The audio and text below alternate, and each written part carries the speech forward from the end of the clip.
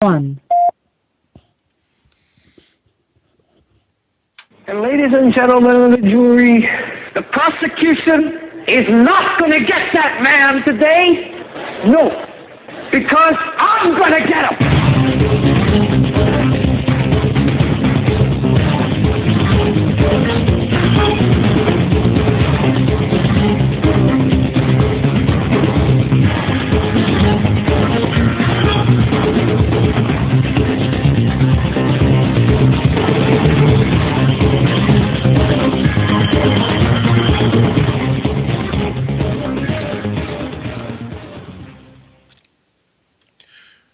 This is the Hagmann and Hagmann Report for today. It's Monday, March 18th, 2013. I'm Doug Hagmann. With me is my co-host, my son, fellow investigator, Joe Hagmann. Folks, you're about to hear 3 hours of unbiased, uncensored news, analysis, information that you need to know. These are very perilous times that we are living in, and I don't think we have to tell you how perilous they are. Folks, we broadcast live each and every weeknight from 8 to 11 p.m. Eastern Time. Our home base, of course, on the internet is HomelandSecurityUS.com. That's HomelandSecurityUS.com. We also enjoy a very special relationship with our neighbors to the north at CanadaFreePress.com. And you can watch us live as we broadcast compliments of the Christians United Broadcasting Network. You can watch us live on high-def video at Homeland Security US, the numeral 1.tk. That's Homeland Security, Homeland Security US, the number 1.tk. And beginning on Wednesday, I will have my Lairs Den done, I believe, and I'll be on camera separate from Joe, but together in the same studio, just different parts of the studio. Just took a little bit of things to arrange. But at any rate, we want to thank you for joining us tonight. Thank you for your belief, your trust in us as we walk through this minefield of current events together. And we also want to say thank you for your support. We are a listener-supported broadcast, and we want to thank everyone who has helped us stay on the air through your financial support, your prayers, telling others about this program. Joe, it's been a kind of a busy weekend, and of course a news-filled day. Welcome, and we got a lot of stuff to get into tonight. Yeah, we do. Saturday, I took the day off and got a lot of catching up on my apartment, laundry done, things that needed to be done, and then today, Saturday, I did that. Sunday, I started doing some research and compiling videos and things we were going to get into tonight. But there's a lot going on, yes. Yesterday and today, I spent the majority of my time going through some information, some legislation, and current news.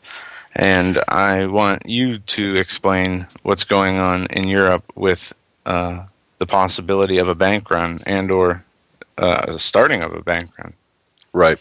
And we'll do that. I'll do that as a matter of fact. But before we do, just a couple of announcements, some housekeeping, folks. Tomorrow night, 9 to midnight Eastern Time, Steve Quayle, by himself, unplugged. The handwriting is on the wall and judgment is upon us, basically, is going to be the theme of the broadcast. And I talked to Steve about what we're going to be talking about. It's going to be a very detail-oriented program. It's going to be a very topical and detail-oriented program. Now, you know that he has got his financial insider, and this kind of dovetails with what we're going to be talking about. The big news, perhaps the most misunderstood news and underreported news for Americans, is what's going on in Cyprus. And ladies and gentlemen, this is what we're going to be seeing. Cyprus, what's taking place, or what has taken place in Cyprus, is essentially what we're going to be seeing here in the United States or in the West. And over this past weekend, while you were tending to your dirty laundry, no pun intended, I was doing some research and investigation and really trying to connect some dots because I'm really hot. You know what, Joey? You know that I've been hot on this financial aspect of things. Yeah. As tonight's here's what we're going to get into tonight, ladies and gentlemen. Everything is connected in such a way that it's rather obvious if you look for it. If you're not looking for it, it could be right in front of you and you're not going to see it. And it's designed that way. And I'm convinced it's designed that way. I spent a number of hours over the weekend.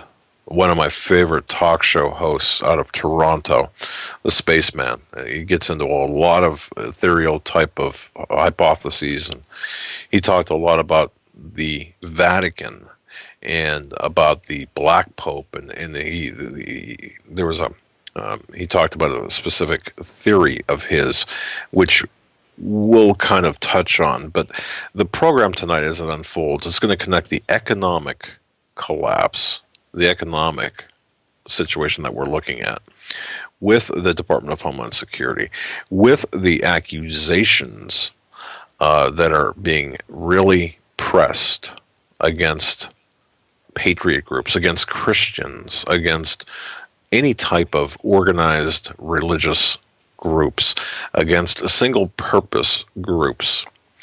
We're going to show you how this is being done.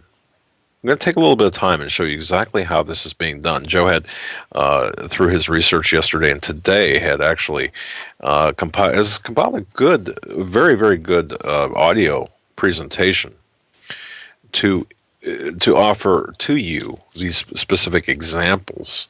And we're going to work from those examples to show you how the other side is working. Joe will present to you the obvious, the overt, the in-your-face aspect of the demonization of constitutionalists, the demonization of people who are saying, look, there's something wrong. And then we're going to present the flip side of, to that, the underbelly, the dark underbelly of this. So it's going to be a very important program tonight. It's going to be extremely important for people to really to understand. Plus, in addition to all of this, there are going to be certain things that we're going to bring out that during this weekend, during my contacts with my people in the intelligence world, told me that pretty much knocked the wind out of me, figuratively speaking. I mean, that can happen from you sitting down. Yeah, that's true. I'm so out of shape. Yeah, but you're right. But I got to tell you, it's just incredible. But before we begin, I just want to pass along something. One of our fellow listeners sent me an email on Sunday. Larry, I'm not going to give his last name. Larry and his wife. I just want to read this to you. Briefly, I'm going to paraphrase from this email, and folks, I would really want you to. This hit me pretty hard when he sent me this. I was on my knees Sunday night for Larry. Larry writes this: my bride of 15 years was diagnosed today with terminal bone cancer in her spine. She had breast cancer a couple of years ago and it metastasized to her vertebrae.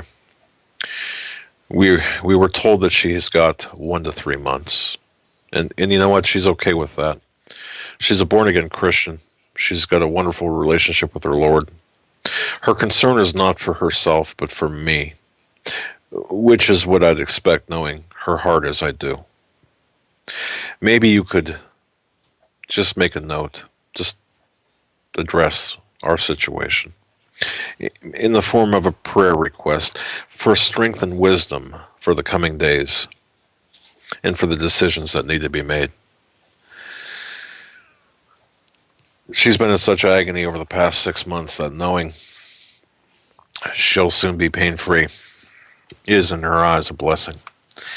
And then he writes, thanks for hearing me out. It would be nice to have each other in our retirement, but it was not to be. So please keep Larry in your prayers. And his wife, ask for a miracle. Ask for a miracle for this man, for this woman, and for strength for this guy, For their family. for their family. You know, it's we talk about this a lot. It's interesting that every night we get on the radio and we talk about this doom and gloom stuff, and it is gloomy and doomy, but it's real. But I'll tell you something: when you're facing a situation like Larry and his wife, it's really, please pray for this, for Larry and his wife. Please say a prayer. Ask for a miracle. Are we not allowed to ask for miracles of immediate healing? Of course. We done it in the chat room, by the way. We done it in the chat room. For those listening live and those interacting in the chat, I don't know Larry personally, but I'll tell you what, I feel like I do. We've corresponded, and does the email indicate age? Well, I don't see any estimate. age. No. Okay. But I'd say in the 50s, not too far off from my age, I suppose. Okay. But see, isn't it interesting that Larry is asking for wisdom, is asking for strength, and isn't it interesting how this man of strength is being? Well, he's a strong guy. He's a strong guy, and just please say prayers. Say the prayers, and do what you can do. As I knock over my entire list of papers here. All right, Larry, God bless you, your wife. You folks are in our prayers. But you asked about the Greek situation. How many people understand what's really going on in Greece? Okay, we have what is called the controversial bailout package named Cyprus, which the euro divided shares suffered steep losses. After this bailout package, Cyprus threatened to trigger fresh turmoil in the Eurozone. The Eurozone finance ministers demanded that on Sunday, that Cyprus pay up to 10% of their bank deposits in exchange for 10 billion euro bailout, prompting panic across the island as people rushed to the cash machines to withdraw their savings. All right. Now, Financial Times says creditor nations will now insist bank rescues must be co-founded by depositors. Well, I got to tell you something about this. Now, folks, you can go to stevequayle.com, and look at his financial insider's information. We had his financial insider, known by the initial V, gentleman works on Wall Street, is a part of this. He's an insider. And you could check out the alert. But here's what V's take on this is as of yesterday. And I read this, and I talked with Steve, and I did some research. But listen to this. He writes, Steve, I thought the Greek situation was heartbreaking when a nation, one of the forerunners of democracy and individual freedom, had been ramshackled by the vampiric Borg named the European Union. I thought that the strip mining program of Ireland's economy was bad when the Celtic tiger was relegated to the Gaelic kitten. The crisis in Spain and Italy was something that I was watching intently, looking for the very playbook of austerity, the strategy of impoverishing nations and subjugating individuals laid bare to those with eyes to see. Cyprus is a small, very small nation. It's a tiny economy. In other words, it's the perfect environment to run a beta test on what a global austerity would look like. So this is where it's all at. If you look at Cyprus, you're looking at a microcosm of the global economy. This is the playbook. This is what's going to happen. Cyprus is what's going to happen globally. And they say, notice the Financial Times article says, creditor nations we are the biggest creditor nation in the world. Yes. I mean, the debt of our debt compared to the ratio of probably the whole European Union, it's probably some outrageous figure to the point is 10 times worse, 20 times worse. Oh, well, the situation in Cyprus is the perfect economic laboratory for us to view what is proposed, or what was proposed in Cyprus, was for many years a program that was discussed by the central banks, the IMF, and the World Bank. These are the big players, by the way. These are the big players in this one world order system, a topic which we're going to talk about later in Hey, the wait a program. minute. Wait a minute. I was told by mainstream media, many different shows, I have clips I'm going to play tonight to back it up, that anybody who thinks this way either does so because they're racist, crazy, or not informed. They don't have the right information. They've shut themselves off from the information, as you will hear tonight, and this is why this is so important, because the backdrop, even though what you're going to hear tonight was heard and broadcast a week or two, maybe three, I don't know, a couple of No, weeks about ago. a week and a half. Okay, this falls right into this entire playbook, what we're talking about. Cyprus is not, however, the canary in the coal mine. It is the coal mine. It's the very picture, with all the rudiments and structures of a self-contained economic petri dish that has been set up to study the contagions of the euro. This is what we have to understand. What they could not do in Iceland, they are doing in Cyprus. And folks, they will do this on a global scale. Not to, V writes, to clarify this, I'll put it to you this way. Cyprus, for all intents and purposes, is a self-contained economy, an island separate from the mainland Europe, thus making it perfect to implement harsh capital controls like the proposed levies on bank accounts. The people of Cyprus cannot escape, as there are no adjacent borders close to it, except Turkey, which is 47 miles away, and a source of contention amongst the Cypriot Grecian majority. As he said, the perfect petri dish. Now, the proposed bank levies of 6.75% and basically 10% on accounts below and above 100,000, respectively. The real numbers are actually over 10% for those accounts below $100,000 and 20% above the $100,000 mark. Those are the real numbers. You're hearing the numbers that they want you to hear, the real numbers. Yeah, the numbers that are already manipulated. I mean, on so many levels, the unemployment rate, the inflation rate, everything is not what it seems to begin with. Exactly. And what they're doing is they're crushing the middle class. This is when people hear top down, bottom up, inside out. This is a perfect example of that, because the real problem is going to be amongst the middle class here. Of course, the rich as well, or those having accounts above $100,000.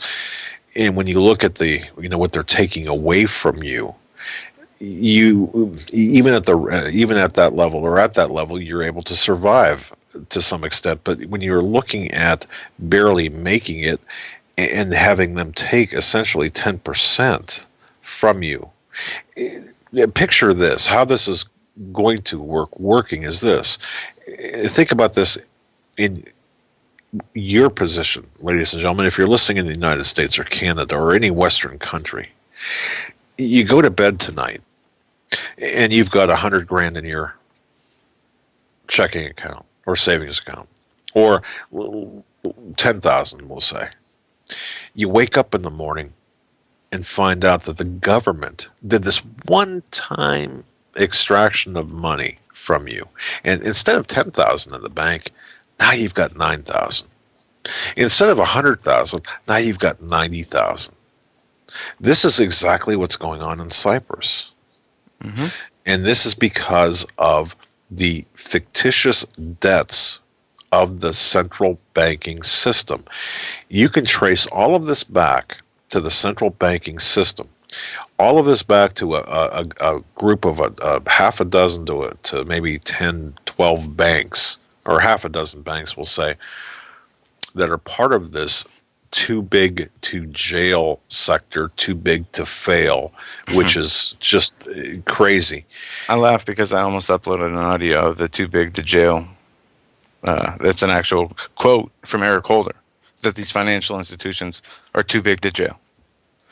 What does it say about a country, a nation, where we are held hostage by the bankers, by the central bankers? What does it say about our country, the fragility of our economy? Folks, if you are of the mindset that this is doom porn, or if you're of the mindset that, oh, we've heard this before, or this cannot happen in the United States, think again. And Yes, if you it can. really, yes, it can. And if you really are of that mindset, folks, then you should be watching perhaps, I don't know, home and garden television right now as opposed to anything else. But Gotta love look, that. yeah, sorry about that. It's Again, not. it's uh, sound effects. But see, what things are doing right now, and how this applies to us, or as V puts it, what does this have to do with the American and the price of a Big Mac in St. Louis? It's simple. The American national debt sits at, which, by the way, not counting entitlements or financial market losses, it sits at $16 trillion. Guess what the amount of money that Americans have sitting in their banks is? You get it. You got it. It's 16 trillion. And V writes this: mark my words, they will do a play on your funds while selling you the bill that it is your responsibility to pay this debt. Look for this in the coming weeks and months. The bank run in Cyprus will send panic across the Eurozone's southern economies, causing the populace the preemption to remove their funds before the banksters come knocking. The Cyprus situation will cause further angst and hatred to the German architects of this plan. We have to look at now this is me now, not V, but we have to look at the structure of the EU and recognize Germany's position in this, as well as the IMF, Christine Lagarde, who, by the way, Christine Lagarde, head of the IMF, where's she from? Or where was she settled from Chicago? Isn't it interesting? Christine Lagarde from Chicago. At any rate, there will be a move by the citizens of Cyprus to exit the euro and go back to their pound, which would be the best solution for them. But here's the kicker. The further turmoil in the Eurozone will cause a major flight to the US dollar. They're going to come to the US dollar. Sorry, it's possible that it could give the dollar a very short-term rise in value, and I mean very short-term. Right.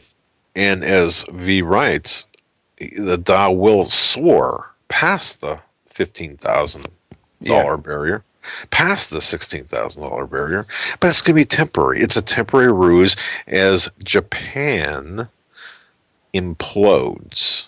Now, don't forget, when you start seeing the yen implode or be just rapidly decline, that marks the beginning of the threat to the West. You're going to see the dollar start to decline. The only way to survive and exit permanently the games And the nexus of the banksters is to buy precious metals, according to V. And I've had many people write to me after my article today, which is on CanadaFreePress.com and HomelandSecurityUS.com, and say, well, what should we do with the money? Where, if, or is my money safe in a 401k? Is my money safe in an IRA? No, it's not safe. If it's in the bank, if you are not holding your money, it is not safe. There are nothing but zeros on a ledger or ones, numbers on a ledger or on a computer screen. That's all you're seeing. If you don't have it in your house or in the form of precious metals or in the form of not so precious metals, well, anymore they are, like lead, then you don't own it. And by the way, try to go. What's pennies made out of? That's what Copper. Yeah, well, that's actually worth more than the penny, but yeah. I mean, when we talk about it, and it's funny because people ask us, well, what would you do if or I'm in a position where I've got $100,000 in an IRA? Hey, look, we don't have. I mean, certainly our family, we don't have that issue or that problem or that situation. So you're going to have to decide this on your own. It is important for you to understand that your money is not safe in the bank. And then you might think, well, what about the FDIC? Well, did you know, and if you watch the Ann Barnhart series, Barnhart.biz, she had a economic series or a series on the economic that ran for, I don't know, 2.5 hours. It's on YouTube. You know that the FDIC was essentially bankrupt, and they had like 3 different times had to put money into the FDIC. That's insurance for your deposits. Well, the bottom line is, if your money is in a bank, it's not safe. Oh, and by the way, that safety deposit box, it's not going to do you any good when the bank's doors are padlocked and you can't get in. So if you've got money in the stock market, if you've got money in an IRA, 401k, or whatever you have, it is not safe, in my view, in our view, based on our research. Now, there will be people that will say, hey, that's just nonsense. Dave Ramsey, a man that I have listened to many years, saying that's nonsense. Do you listen to it because you want to hear what he had to say, or because you liked what he had to say, or? Well, he was Dave Ramsey. Those people who know who I'm speaking of or don't know who I'm speaking of is a Christian conservative man who gives financial advice to people in trouble. And he says, look, you don't want to be in debt. You should pay off your debt. And Right. he's a radio. I agree with that. But he is. I've heard him talk about Christianity on air, but some of the things he says aren't very Christian-like. I'll just leave it at that. Well, all right, but in the end, it's our view based on my talks with Steve and Joe's research, my research, that if you have money in the bank, you could very much experience the same things, the automatic withdrawals without your permission, as the men and women of Cyprus are experiencing. Is this what you want? Of course not. And I will say this is coming to America. This is a global problem. There's nowhere you're going to be able to go, no country you're going to be able to go to escape what's coming. It's global in nature. Please understand that. A new world order? Is that what you're speaking of? That's right. Now, for people like us who talk about this, we are demonized. We're marginalized. Yes. We had a recent West Point document that just came out saying if you believe in the New World Order, you are a possible danger. You are an extremist. Right. We've had the DHS using these same publications for years. The same thing, the MIAC report, the Department of Homeland Security lexicon, and much more. Many other groups. Now we have the Southern Poverty Law Center. I'm going to go to a clip of Lawrence O'Donnell on the Lawrence O'Donnell show interviewing what's his name? Mark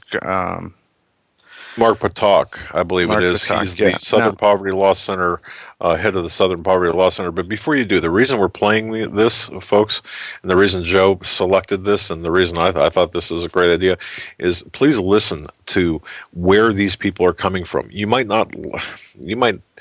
It's important we know what these people are saying about us, and Yeah. it's important to know what the mainstream corporate lapdog media is saying, to get an idea of their strategy. And this is a perfect overt strategy example. Yes, the Southern Poverty Law Center has released or they say in this article, painted the broadest possible brush in warning of the dangers of hate, extremists, and patriot groups. And there is a PDF of what they have released. It's called "The Year in Hate and Extremism." For the third year in a row, the American radical right expands dramatically, led by the anti-government patriot movement. They even put the Family Security Council down as a hate group. This Mark Patak of the Southern Poverty Law Center claims that there's been an 813% growth of hate groups to an all-time high of 1,007 in 2012. Go ahead and they call them Hatriot groups, not patriot groups, but Hatriot groups with an H. I thought that was rather interesting. Take a listen. Okay, and for those who are watching on Cuban, tonight, I think he's going to paranoia and hatred.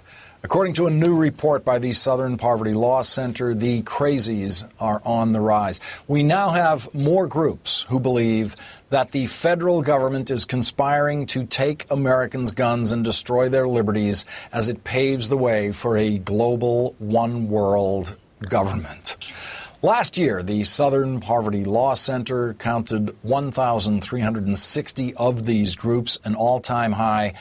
Only 149 existed when Barack Obama won the presidency in 2008.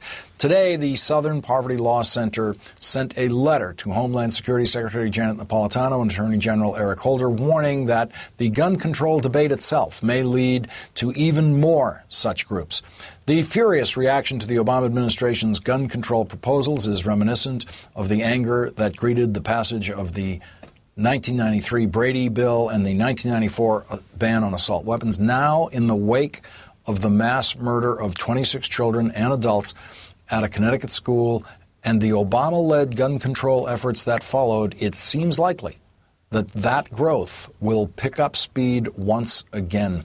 Joining me now, the author of that new report, Southern Poverty Law Center's Mark Patak and MSNBC's Ari Melber. Mark, it's quite striking how the number explosion occurred starting in 2008, before we got into Newtown, Connecticut, or any talk of gun control at all. It sure is. I mean, the growth has just been astounding over the last 4 years. 813% growth. We've really never seen anything like this in any of the groups that we count. And as you suggested in your intro, what happened after that count was completed, as gun control talk began in the wake of the slaughter in Newtown, is that the whole movement, these groups out there, have gone from sort of red heat to white heat. So we are at a very scary moment. It is very much reminiscent, at least to me, of the months leading up to the Oklahoma City bombing.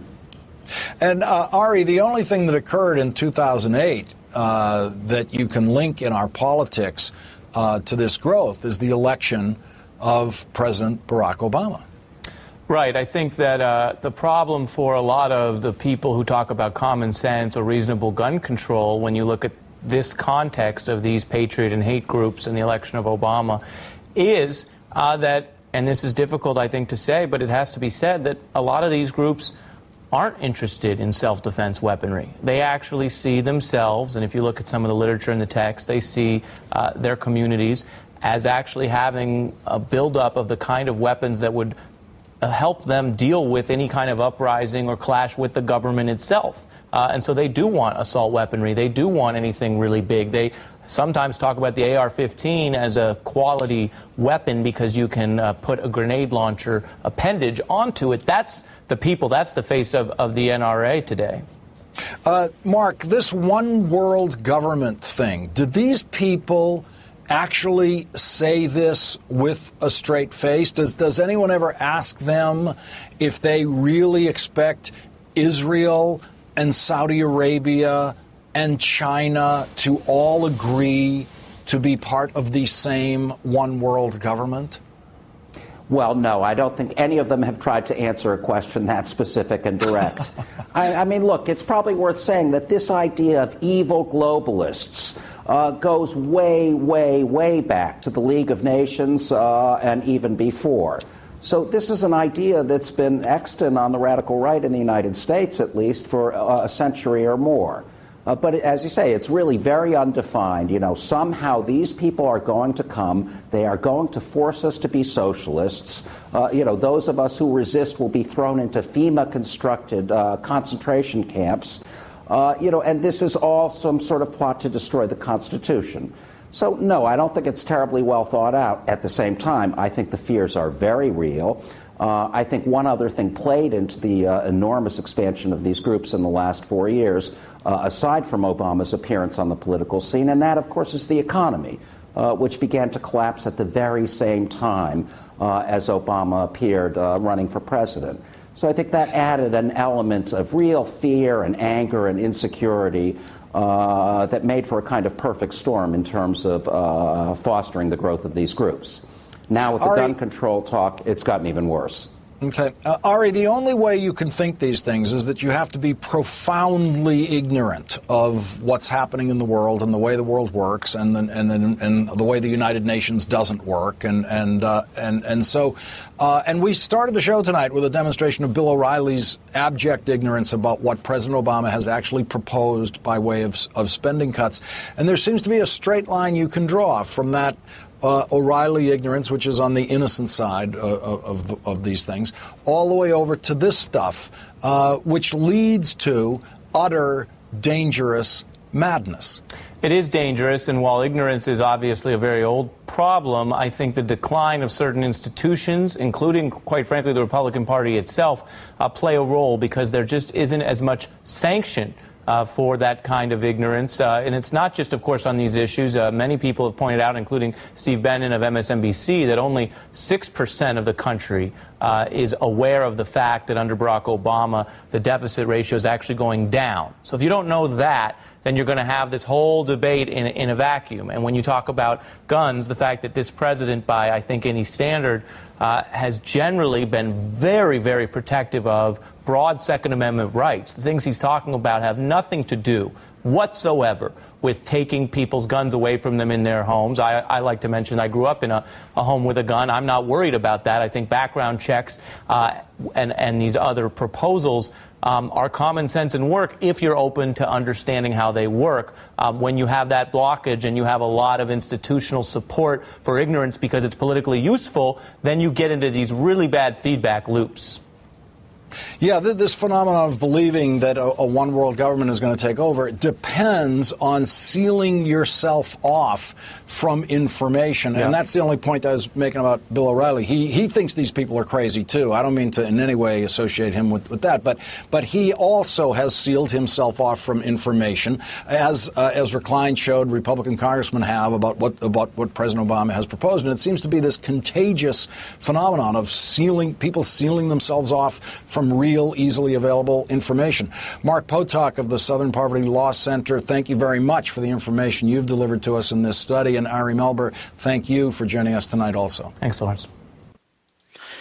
So there you have the Southern Poverty Law Center and on Lawrence O'Donnell, what's the guy's name, Mark, whatever, from the Southern Poverty Law Center. They released Mark 2012. Mark Potok. And by the way, you didn't mention, and I didn't know this, or are we sure that his grandson is Adam Gadon? Okay, I got to look it up. Either the owner or him or somebody who, yes, their grandson, the head of the Southern Poverty Law Center, or one of the heads, or the owner, their grandson is Adam Gadon. Yes. Okay, That that's is an American-born CIA Taliban guy, like al-Awlaki. All right. But okay, going back to that audio clip, just to break this down a little bit. The crazies are on the rise, he says. The federal government is conspiring to take Americans' guns as it paves the way for a global one-world government, they say. And they say that this idea is crazy. There's been an 813% growth in hate groups. And it's a very scary time because, you know, we have all this rise in hate groups, and they're directly related to, first of all, racism, because they say Obama got elected. Then they say, you know, also a little bit is the Bush part of the economy. What really struck me from this video is the idea that they say ignorance is the reason people believe in a one-world government system. The lack of knowledge is the reason people believe there is a idea for a new world order. Now let me just let you hear what one of the former presidents said about this. Of its founders. We have before us the opportunity to forge for ourselves and for future generations a new world order, a world where the rule of law, not the law of the jungle, governs the conduct of nations. When we are successful, and we will be, we have a real chance at this new world order, an order in which a credible United Nations can use its peacekeeping role to fulfill the promise and vision of the UN's founders.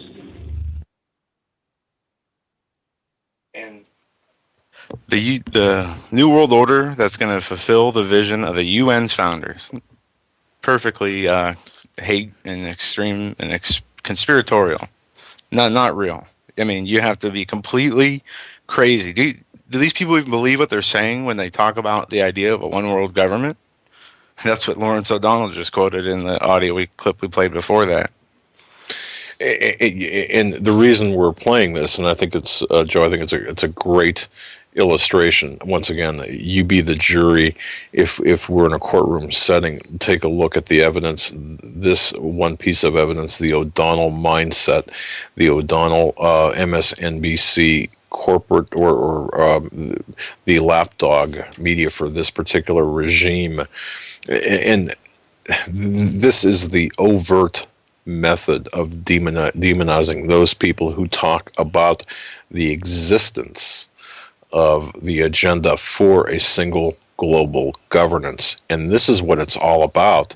Yeah. At the very root of this, the global governance system, the one world order, global governance is what it's all about. And by the way, I just want to correct something here. I said earlier.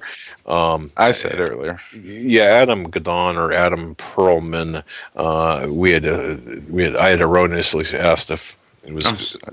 Was he connected to Southern Poverty Law Center? No, his paternal grandfather was Carl Perlman. He was on the board of directors for the Anti-Defamation League.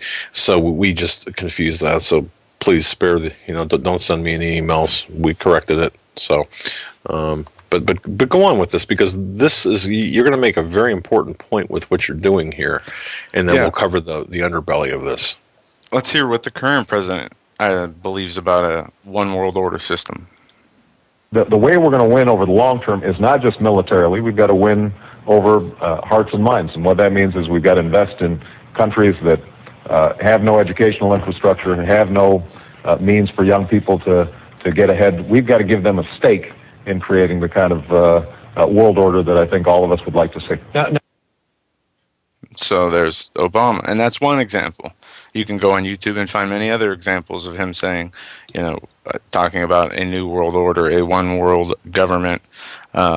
This is throughout the history of the presidency, from Clinton to Bush 1 to Bush 2 to Obama. Many presidents have talked about the new world order. Now, I'm going to... Before you get into that, I just want to put something, folks, in your mind. Just let this simmer for a moment. Remember Benedict XVI, the Pope Benedict XVI, announced his resignation last month, stepped down, abdicated his papacy, and we have now a new Pope, Francis the First from Argentina. In the conversation about a new world order or a single global governance, this plays an extremely important role. But if you think it's not connected, it certainly is. And I just want to, and we'll explain as the program continues to progress, we'll explain exactly how Francis from Argentina and the Vatican will play into this single global governance and a financial system that will be part of this global governance. Okay. I'm going to play part of this clip from Ed Schultz. This is what he had to say about the Southern Poverty Law Center's, or the title of this video and audio is "Anti-Government Hate Groups Are on the Rise Thanks to the NRA." I'm going to start this clip, and I'm going to come back and talk for a second, and then bring the sound back because it's part of the show intro. And there's at least a minute there where you're not going to need to hear what he's talking about because it's not relevant. So here is Ed Schultz. Good evening, Americans, and welcome to the Ed Show from New York. America is on the brink of something very dangerous. This is the Ed Show. Let's get to work. I am not letting my country be ruled by a dictator. I'm not letting anybody take my guns. If it goes 1 inch further, I'm going to start killing people. The biggest threat to the United States is within our borders. A shocking new report shows anti-government hate groups are thriving in America. A new Dick Cheney documentary. So anti-government hate groups are thriving in America, going along with what was said in the report by the Southern Poverty Law Center. And you heard the guy from the Southern Poverty Law Center talk about the idea of a one world government being crazy. And you'll later hear in a clip him talking about how people are afraid of FEMA camps and that these things are real or aren't real. It's just made up. Well, what about the National Emergency Centers Establishment Act? What about the NDAA? What about the Enemy Expatriation Act? What about the Civilian Internment or Inmate Labor Program that was released? This is a document released by the Army, Department of the Army. There's a lot more evidence too. Let's see where we are in this audio. Body language expert. Good to have you with us Perfect tonight, timing. folks. Thanks for watching. You know, there are some events that happen in your lifetime, some big news events, and you can remember exactly where you were when that news broke. This is the Murrah Federal Building in Oklahoma City on April 19th, 1995. I'll never forget where I was. We were fishing on Lake Erie, and we came off the lake, and we were staying at this cabin, and I was the last one to go up to the cabin. And everybody was just fixated, because I could see through the windows, the big picture windows there, everybody was just fixated on the television. And I thought to myself, something big has happened.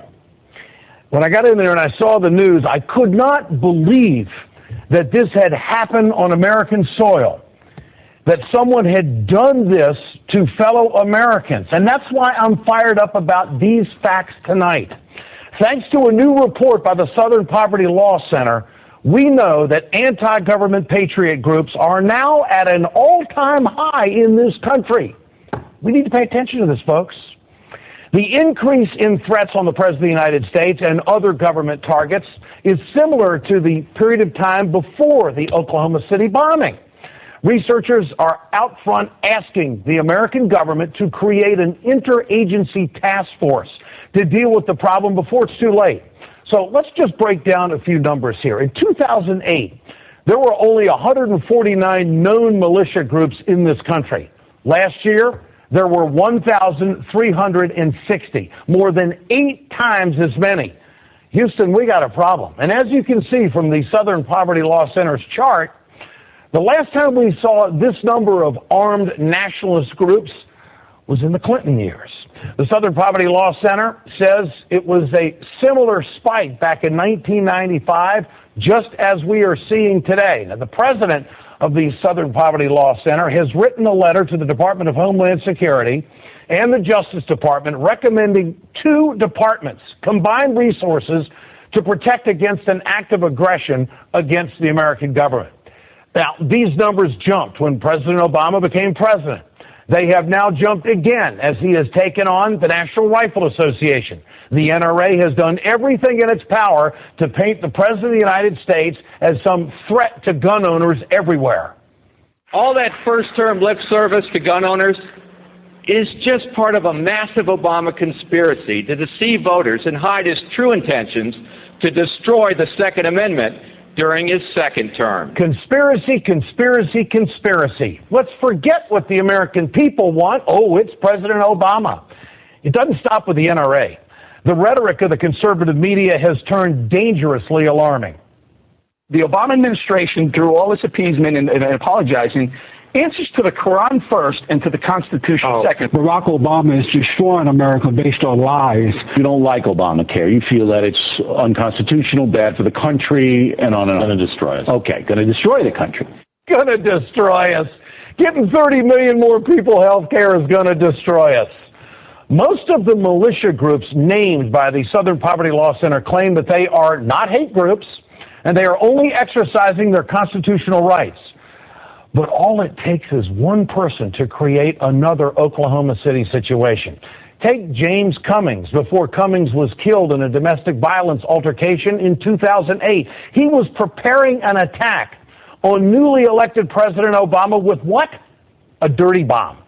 The Center for Disease Control says Cummings is the first American to come close to assembling the elements of a fully radioactive dirty bomb. In a 2010 Time magazine cover, the story about extreme militias, well, Cummings' wife is quoted as saying his intentions were to construct a dirty bomb and take it to Washington to kill President Obama. He was planning to hide it in the undercarriage of our motorhome. She says her husband had practiced crossing checkpoints with dangerous materials aboard, taking her and her daughter along for an image of innocence. This is really a frightening reality of extremism in America. The latest report from the Southern Poverty Law Center shows just how dangerous it is and how we cannot let this go unchecked. We need to pay attention to this report. I know I am. Get your cell phones out. I want to know what you think. Tonight's question. All right. Now that was Ed Schultz, and there's just one thing before Joe continues. I just want to mention the mention of Oklahoma City. Folks, please pay very close attention to this. You know how we talk about mind control, and I know it seems so way out there, or like we're walking in the tall weeds of conspiracies. Isn't it interesting how Ed Schultz says, I could tell you exactly where I was when I first heard about it and what I was doing and so on and so forth. This is, when we talk about mind control specifically, we're talking about trauma-based mind control.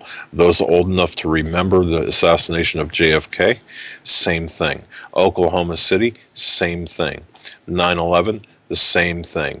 It is trauma-based mind control. It is part of the program. It is part of the agenda. And I know this gets a little bit complicated, but it really doesn't have to be. But it's an association that when you hear this, you automatically think, okay, this is bad. Now, this is being invoked either unwittingly or deliberately in these clips, references to Oklahoma City. And just for the record, by the way, Jana Davis, the author of The Third Terrorist, very good lady, good friend of mine, did a lot of research for that book. I was 100% behind her. And then once I started looking a little bit deeper, of course there was an Islamic factor in Oklahoma City. There's no doubt about that. However, And this is the big part, however, the role of Timothy McVeigh as a government operative cannot be denied or dismissed. And I just want to let you know that what happened, and of course all of the blowback and the oddities surrounding Oklahoma City, do not believe, folks, in the official narrative of Oklahoma City. Like I did, I fell for it 100%. But I'll tell you what, when you start researching, start investigating, you'll see that there are a lot of odd things that cannot be explained, have not been explained, and really served as the run-up to the 9/11 attacks, but not in the way that people are making them to be. Now, Joe, I just wanted to lay that. You go ahead and continue, because I think this is so important. Yeah, we got a few minutes before the break. And I just wanted to reiterate something Ed Schultz said in that last clip we played, titled Anti-Government Hate Groups Are on the Rise Thanks to the NRA. He said, this kind of rhetoric is dangerous coming from the far right-wing extremist. So I want you to listen to the source of Ed Schultz, and you tell me which rhetoric is dangerous. People advocating gun freedom or people like this? And this starts in a second. I don't know why the delay. Here we go. Do you think here in late July of 2010, after the 2008 election, almost 2 years, do you think the Democrats can finally get their freaking heads screwed on right and realize that the lefties put you in office to do something? To hell with the Republicans. They're anti-American. They're psycho-talkers. They don't care. Do you think that John Kyle cares about the 99ers? Do you think he gives a damn about people who have been outsourced? How much focus has there been in the mainstream media about jobs being shipped overseas? Well, it's happening on the Ed Show. I don't know about anybody else's on any other network or anywhere else. That's the story. That's where Americans are right now. But we're going to have an investigation of BP to see what kind of deal they cut with, Libya 20 years ago to release this terrorist. Look, Democrats, I'm your best friend. I've been across the country. I take thousands of emails. Our team works 16 hours a day. We do a TV and we do a radio show. I'm trying to tell you what the hell's going on. But you sit back and, Harry, you are ballless. You won't do the nuke option for the American people and shove the Republicans into the ditch. Shove those bastards right into the dirt hole. This is about power. It's about winning. It's about saving American lives. That's what this is about. And if I'm too excited or too passionate for you, I'm giving you the finger right now because I don't give a damn. Well, whose rhetoric sounds worse? I mean, really, come on. This is a person trying to convince you that people who believe in a real one-world government being constructed, enslaving each and every American along with each and every citizen of the world, is saying that belief is crazy. And we need to watch the rhetoric that comes out of their mouth. And then this is what he says. And there's at least 10 more clips like that where he's dealing with callers and other things, other issues, where he just flips out and yells and basically advocates killing people and, et cetera. So, see, when at this point in our history, when you cannot have a normal conversation, when you can't talk normally about the issues, not about marginalizing people, attacking the messengers, when you cannot talk about the issues, for example, and this goes not only for the Ed Schultz of the world, but for the Bill O'Reillys and for all of the talking head pundits. When you cannot have an intellectual discussion about the economy or about the Constitution, or even about, dare I say it, even about Barack Obama's eligibility, when the mere mention of these issues are verboten, are not allowed, and you get screamed down and shouted down. And I remember having Orly Tates on the program, and she was shouted down, I believe it was by Lawrence O'Donnell. Yeah. Okay, when you cannot have a logical, normal discussion about issues that are constitutionally vital to the survival of our country, then we have a problem. And it's not, believe me, we are not selecting O'Donnell and Schultz just because. I mean, these two are certainly spokespeople for this regime. And That's for exactly the cause. See, if it was a Republican, it would be Fox News clips would be playing, because that's would be the people who back them up. Yeah.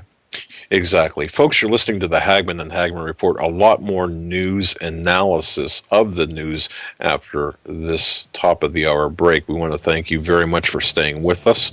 Once again, a lot more to come. Stay with us. This is a live broadcast, by the way, 18th day of March, 2013. Joe Hagmann, myself, Doug Hagmann, together we are the Hagmann and Hagmann Report.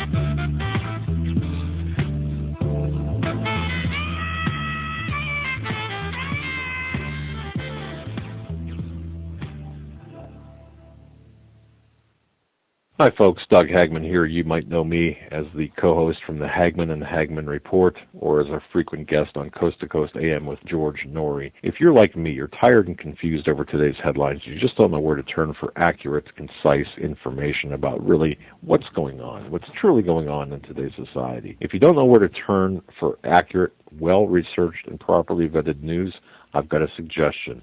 In fact, it's a requirement. Bookmark Canada Free Press. That's CanadaFreePress.com on the internet. It's just not for Canada. It's for news across the world. Judy McLeod, founding editor, has put together a vast array of talented writers like Kelly O'Connell, Daniel Greenfield, Dr. Eilida Johnson-Powell, a lot of guest columnists, very talented writers. Folks, that's Canada Free Press at CanadaFreePress.com. Now mobile friendly. Follow on Facebook, because without America, there is no free world. Survival of the fittest. In any and all situations, survival is your number one priority. That requires being tough and thinking smart. And the folks at Freeze Dry Guy are going to help you do just that. They have the long-range patrol ration entrees, what they call the Brick Pack. When you're in survival mode, it is absolutely the best item for your survival pack or bug-out bag. You can go farther, faster, and carry more food with the LRP cold weather ration entrees. Not only do these long-lasting, durable entrees help sustain you or your family through the harshest environment or situation, they are by far the most delicious of their kind. No contest. With a variety of tasty entrees, you can't beat the LRP Brick Packs. Let Freeze Dry Guy help you in your survival situations. Go to freezedryguy.com. That's freezedryguy.com. Or call 866-404-3663. That's 866-404-FOOD.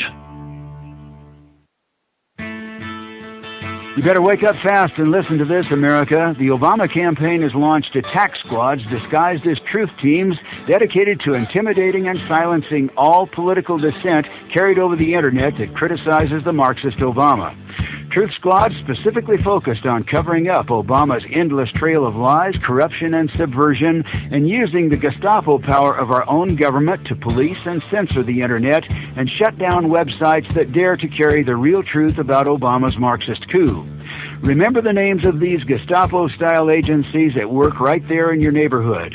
KeepingHisWord.com, KeepingGOPHonest.com, and AttackWatch.com. KGB, SS, and Gestapo-style police-state gangster organizations at work to silence the important voices of patriot dissent, some of which have already been shut down by Obama's orders. Adolf Hitler would have been proud. We're the 21st century Tea Party patriots.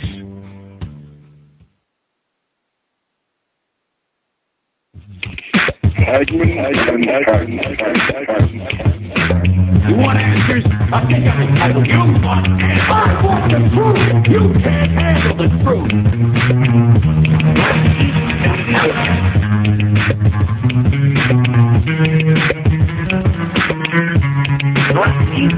And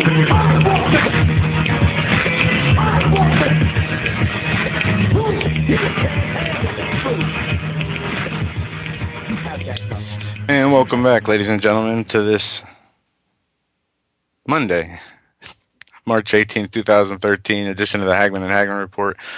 Joe Hagmann here, along with my co-host and father, Doug Hagmann.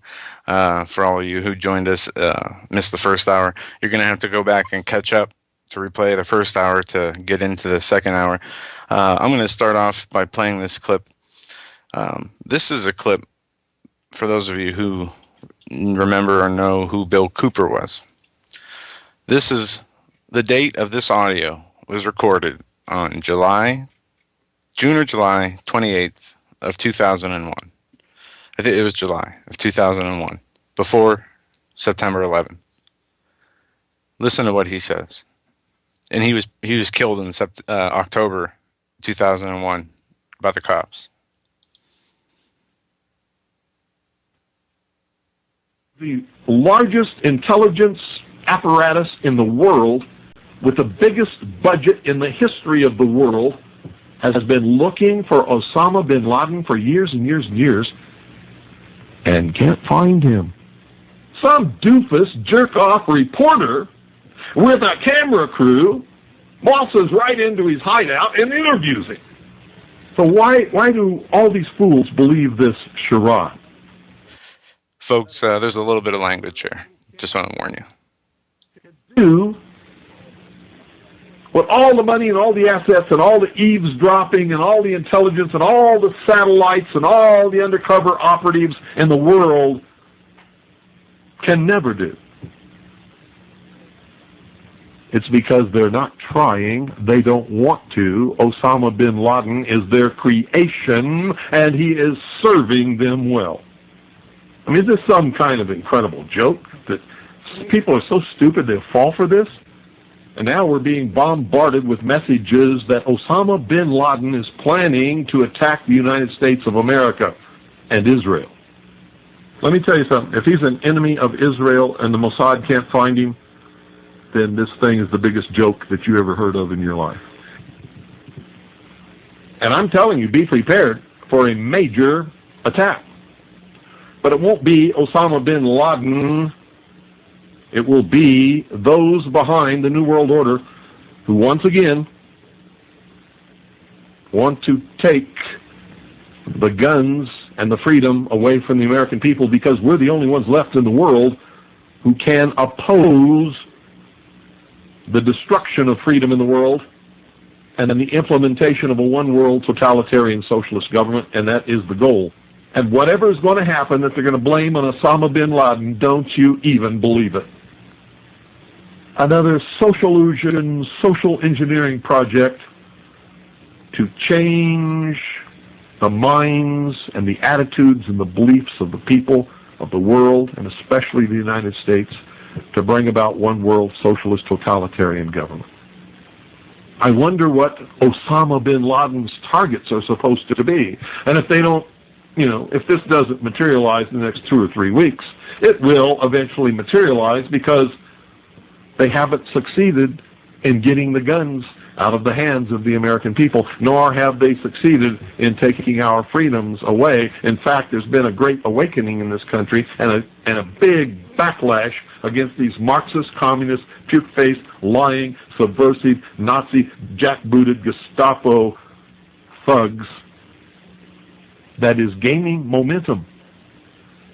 And so I can tell you with a certainty, they must do something terrible in order to stop this backlash and regain the sympathy of the mass herds of sheeple out there. And supposedly, we're not the only nation searching for Osama bin Laden. So the vast economic resources, the vast technological resources, the vast personnel resources, the vast networks and intricate web spun over all these years by the CIA, the FBI, and the NSA can't find Osama bin Laden, but CNN can? Bullshit. What a crying shame. How in the world could this country of all nations breed such a dumbed down, unthinking, illiterate, uneducated, stupid, ignorant population?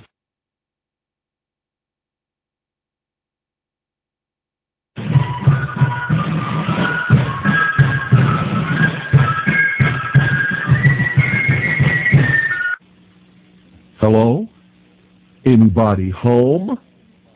Or have you all just had a total migration of your brain power? You know what I'm talking about out there. And you know me, folks. I don't care about the truth, period. The truth.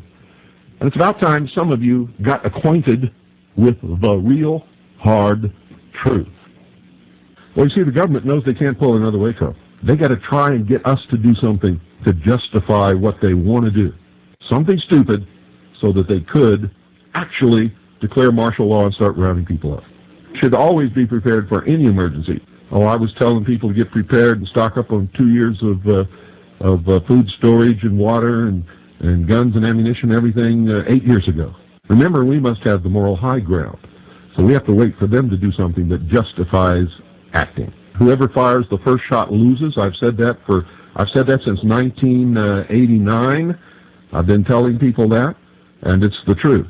And if they fire the first shot, and the militia moves against them legitimately and lawfully to restore constitutional Republican government, and they bring the military against us, the entire American population will support us. But if we fall into these traps, forget it, it's all over. Revolution, you never know what the outcome of a revolution will be.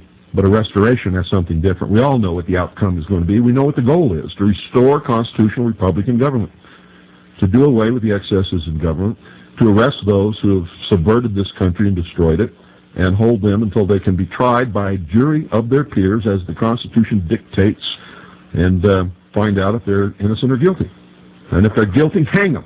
They're trying to instigate the American people to rise up against the government to justify changing the entire character of this nation and bring about one world totalitarian socialist government.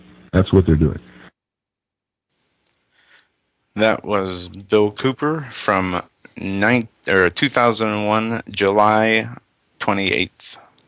A few months before September 11th, he basically says, there's something big's going to happen. They're going to blame it on Osama bin Laden, and he explains why. And as somebody wrote so correctly in the chat room, 15 years later, so much of what he said is today's headlines. And this is exactly what we're talking about here. Regardless of what you think about Bill Cooper, he was a messenger. Are we not seeing, as you indicated, someone in the chat room said it's today's headlines, are we not seeing this? Folks, today I had made some phone calls to check inventories of both ammunition and weapons, and I'll tell you something. Ammunition remains on back order. You go to Walmart, for example, the only thing you can buy are target loads for shotguns and the few stray boxes of... You don't get arrested if you ask for ammunition at Walmart yet? Not yet. Not yet. But I thought that was law. It's coming. Or you'll have to be undergo a psychiatric evaluation. The other issue, too, about this, if on HomelandSecurityUS.com on our website, there is the top entry is a video to a New Jersey Tea Party meeting. The channel, the YouTube channel where that is hosted. If you click on that video, the link to the video, and you the next one down, the next one down, next video down on that is a New Jersey man talking to a group of people saying, to purchase and own and possess a firearm in New Jersey is nearly impossible. What did Cooper say?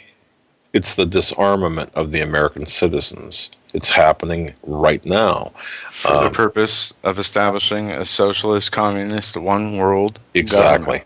Exactly. And to take the guns out of the hands of the people.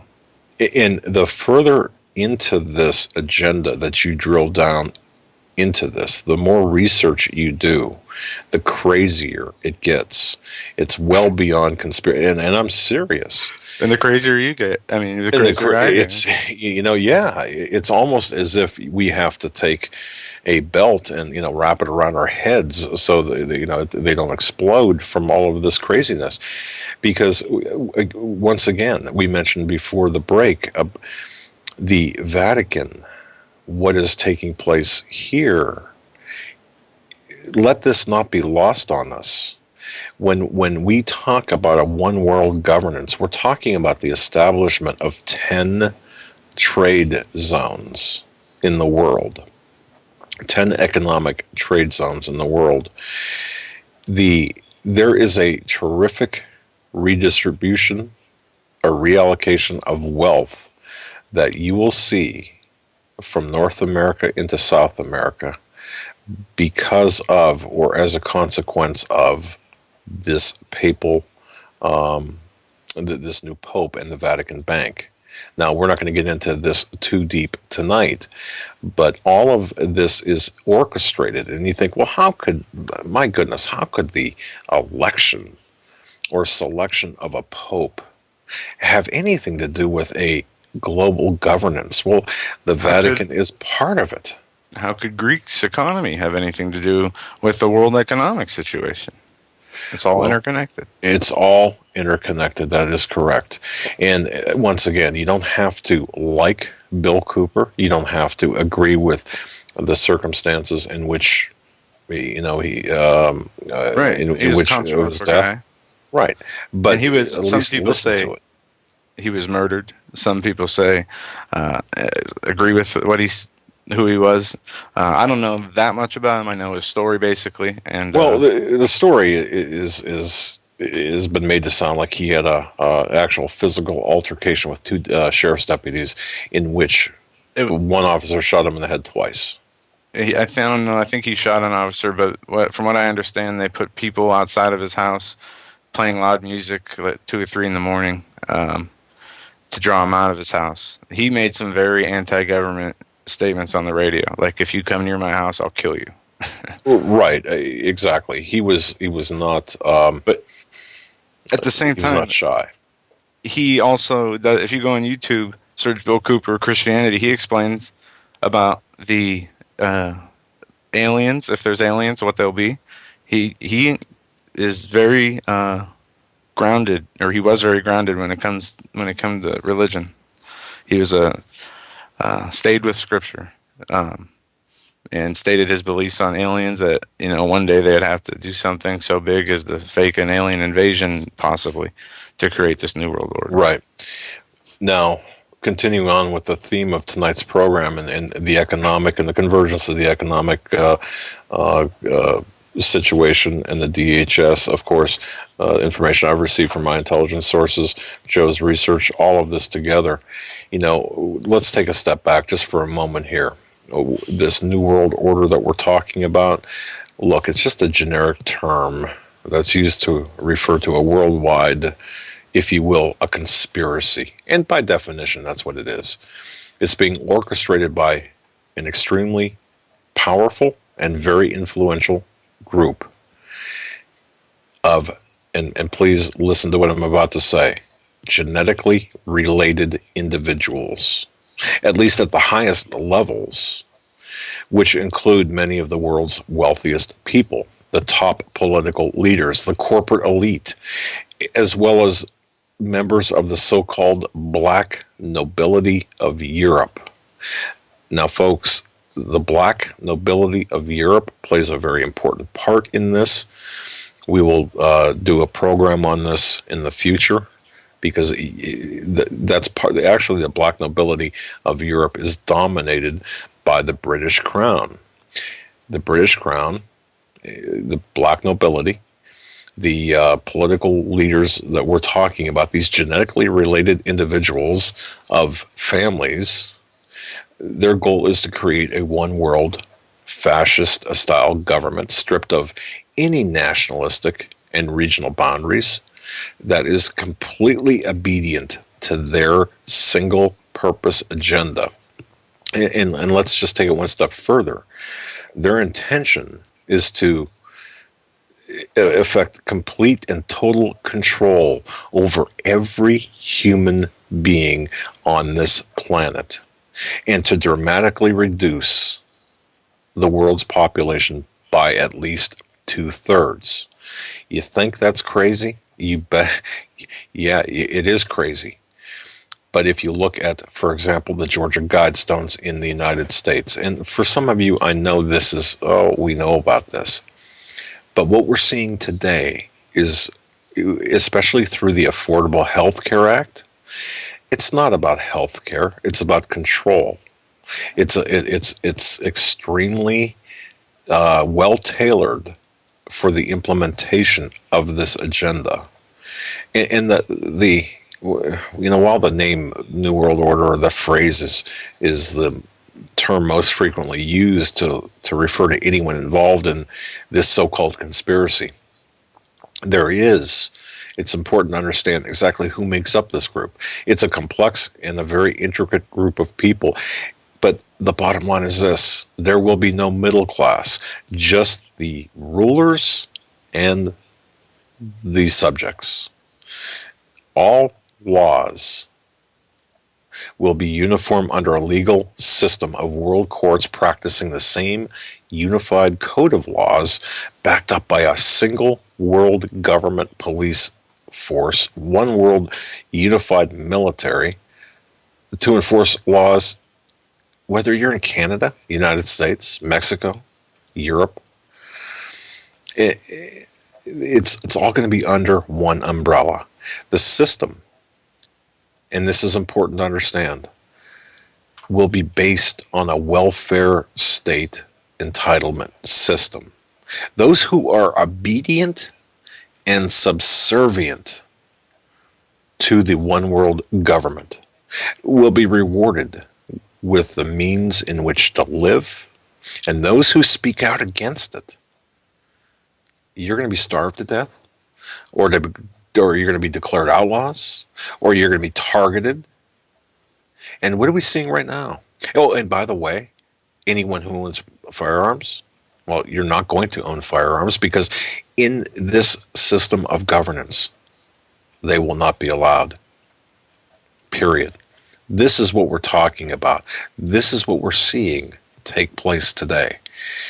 And if you go back in history, and I mentioned earlier about a very strange or kind of odd things that I've found.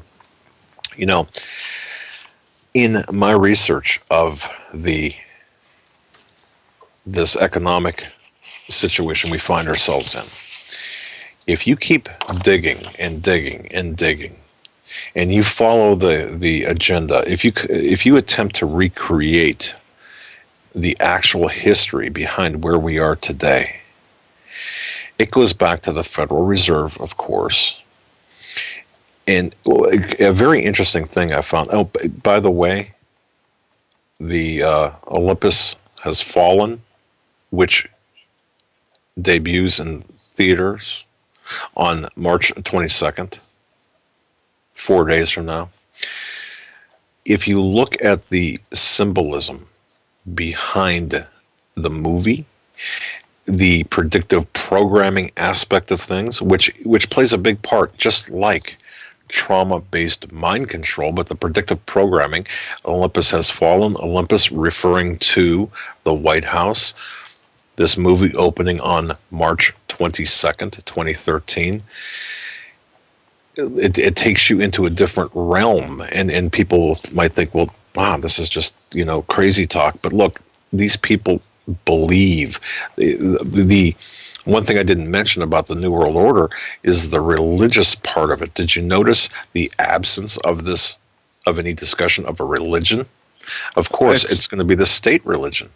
Well, on the Southern Poverty Law Center's list of hate groups, you have the Christian Defense League. Okay. You have the Family, where is it? The Family Alliance, I think it's called. You have a lot of groups that are the creative movement. You also have, and I think Obama was a part of the National Socialist American Labor Party at one point, or the National Socialist something. When I believe in he was college. endorsed by that, but he was a part of the. I've got to hear the Joyce Fund. There are a number of things that he was a part of that would indicate his leanings toward the Socialist Party, and of course Valerie Jarrett and all of his people around him. But think You got about the Olympus Conservative Christian Foundation as a hate group. Hate group. Yes. Well, so all of this is coming into play. Well, so are we not correct to address the demonic aspect of this, the Luciferian aspect of this? Of course, we should, because it's a part of it. So when we look at, for example, movies like Olympus Has Fallen, and you look at things that are crazy talk. We're so crazy for even having this discussion about, we'll say, Skull and Bones in Yale. Well, what's the Skull and Bones all about? It's a secret society. It's the type of secret society that JFK talked about in his famous Secret Society speech. But Olympus Has Fallen in theaters on March 22nd. Isn't it interesting? Oh, and the tagline, by the way, when our flag falls, our nation will rise. Well, the release of this movie on 3/22, the Skull and Bones secret number, and in quotation marks, air quotes there, is 3/22.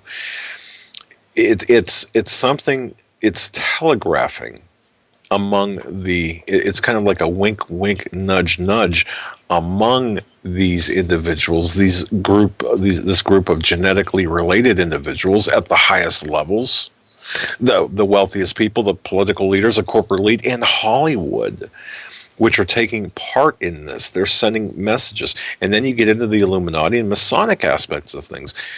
The further down you dig into this, you can see, and it sounds crazy, but you can see the hands, the nudging, the influence of these demonic secret groups.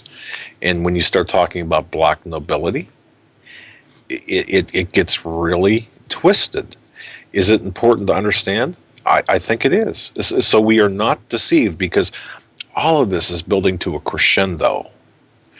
This is building to a crescendo, and the very elect will be deceived.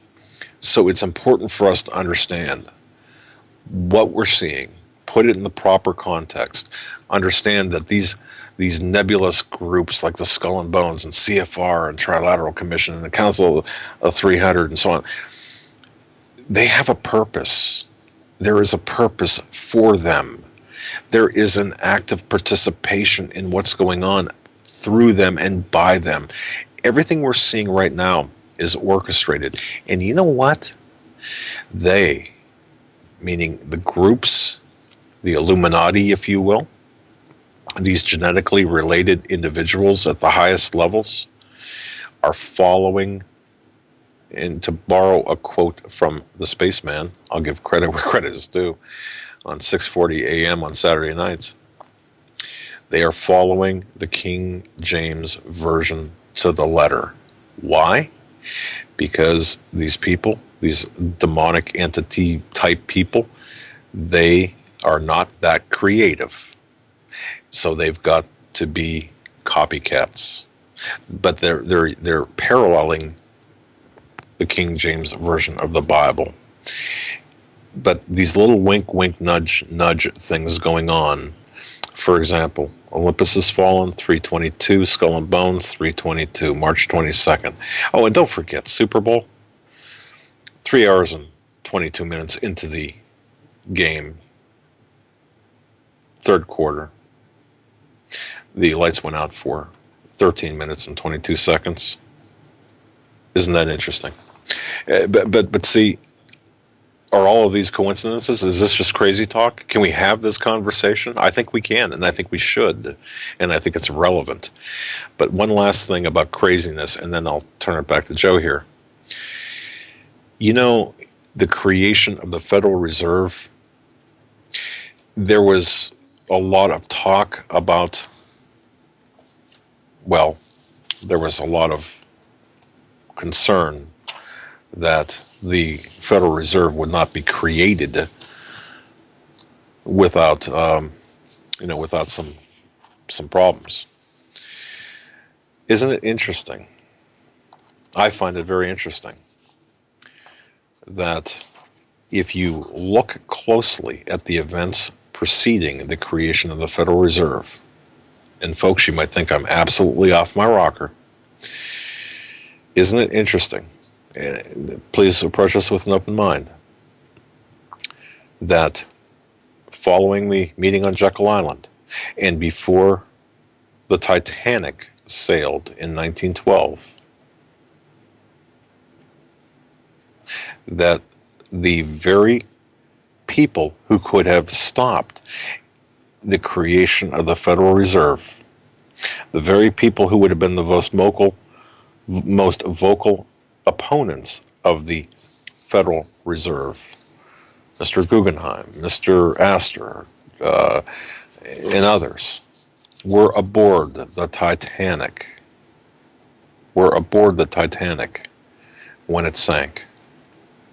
Now, there are some other oddities with respect to the Titanic. Folks, if you've looked into this, and again, your eyes might roll back in your head, but there is a theory out there where the Titanic was not really the Titanic. It was actually the Olympic, another one of the White Star Line ships. And there was a swap between the two. And I know you can look on the internet and you can look at all the theories. But does it make sense? Oh yeah, it does. When you look at it and you evaluate the various pieces of evidence. So why is this important? Well, if you're dealing with this objective, and these people think in terms of generations, and these people are demonic and Luciferian, and their goal is to implement a single world order. They've got to have a central bank or a central banking system, and anyone who, goes against it must be taken out. Well, is it out of the realm of possibility that there is something very odd about the Titanic and about the lack of lifeboats and about how this seasoned captain would steam full ahead into a dark of night into a sea of icebergs? I'm just, can we not talk about these things? Can we not just take a look and say, is there something there? And if there is, what does it matter today? Well, the reason it matters today, as crazy and out there as it is, it shows a pattern of criminal behavior and a pattern of conduct that's applicable to today as it was 100 years ago. I just wanted to bring that up because this is stuff that we get into that no one talks about. Because why? I mean, obviously, you look, people, oh man, you're out there. You tighten the tinfoil on your helmet there, kid. But really, when you start really looking at this and putting the puzzle pieces together, it's an interesting mosaic of bits and pieces of evidence. Once again, that in and of itself is a whole program by itself. And I'm going to be attempting to get the author of a book about this on the air to talk about it because it's a very interesting concept. Again, it has, if you look at what's going on today, there's nothing new under the sun. The behavior is the same. The intent is the same. The families are the same. The objectives are the same. It's just maybe the faces. They're a little older or replaced by other generations of the same families. But at the heart of it all, whether it's Cyprus or the United States, at the heart of it all is this black nobility of Europe and the single New World Order that will be operated out of the city of London. With that, Joe, I'm going to turn it back over to you. I just wanted to mention all of that because that's how crazy this gets. Am I ready for the butterfly nets? Are they ready? Are they coming after me with the butterfly nets? Yes, they are. No, you're fine. I was just reading when you were talking a list of the Southern Poverty Law Center hate groups, expanding on what they expand on here, and they break it down on page 11 of the PDF. Year in Hate 2012 is the Christian identity, and some of the places they list as hate groups is the Church of Jesus Christ, Crusaders for Yahweh, First Century Christian Ministries, also many other churches. They also list Oath Keepers. They list many organizations in the Patriot groups, the Constitutional Connecticut Constitutional Party, We Are Change, the Second Amendment Committee, Radio Liberty, the Constitutional Party in all states. The Christians United Broadcasting Network and the Hagmann Report. I haven't come across that yet. Not yet. I'm not sure. We have not earned their wrath yet. Hopefully next year we'll be on their group or their list of hate groups, because that is a badge of honor. But I'll tell you something. This list by the Southern Poverty Law Center, Joe, and folks, I don't know if you agree with this or not, but could not this list be a template or at least a source for the government when the hammer does come down, when people are thinking it's Black Friday every hour of the day because their money is becoming devalued and debased? Would not it be pertinent, or wouldn't it be reasonable to suspect that one of the sources of information for domestic hate groups from the DHS, that they would grab the Southern Poverty Law Center's surveillance of these groups and use them to go out and to neutralize? I mean, yeah, you have on the PDF, you can go to your state and find hate groups in your state. We have the American First Party of Pennsylvania. We have the Constitution Party.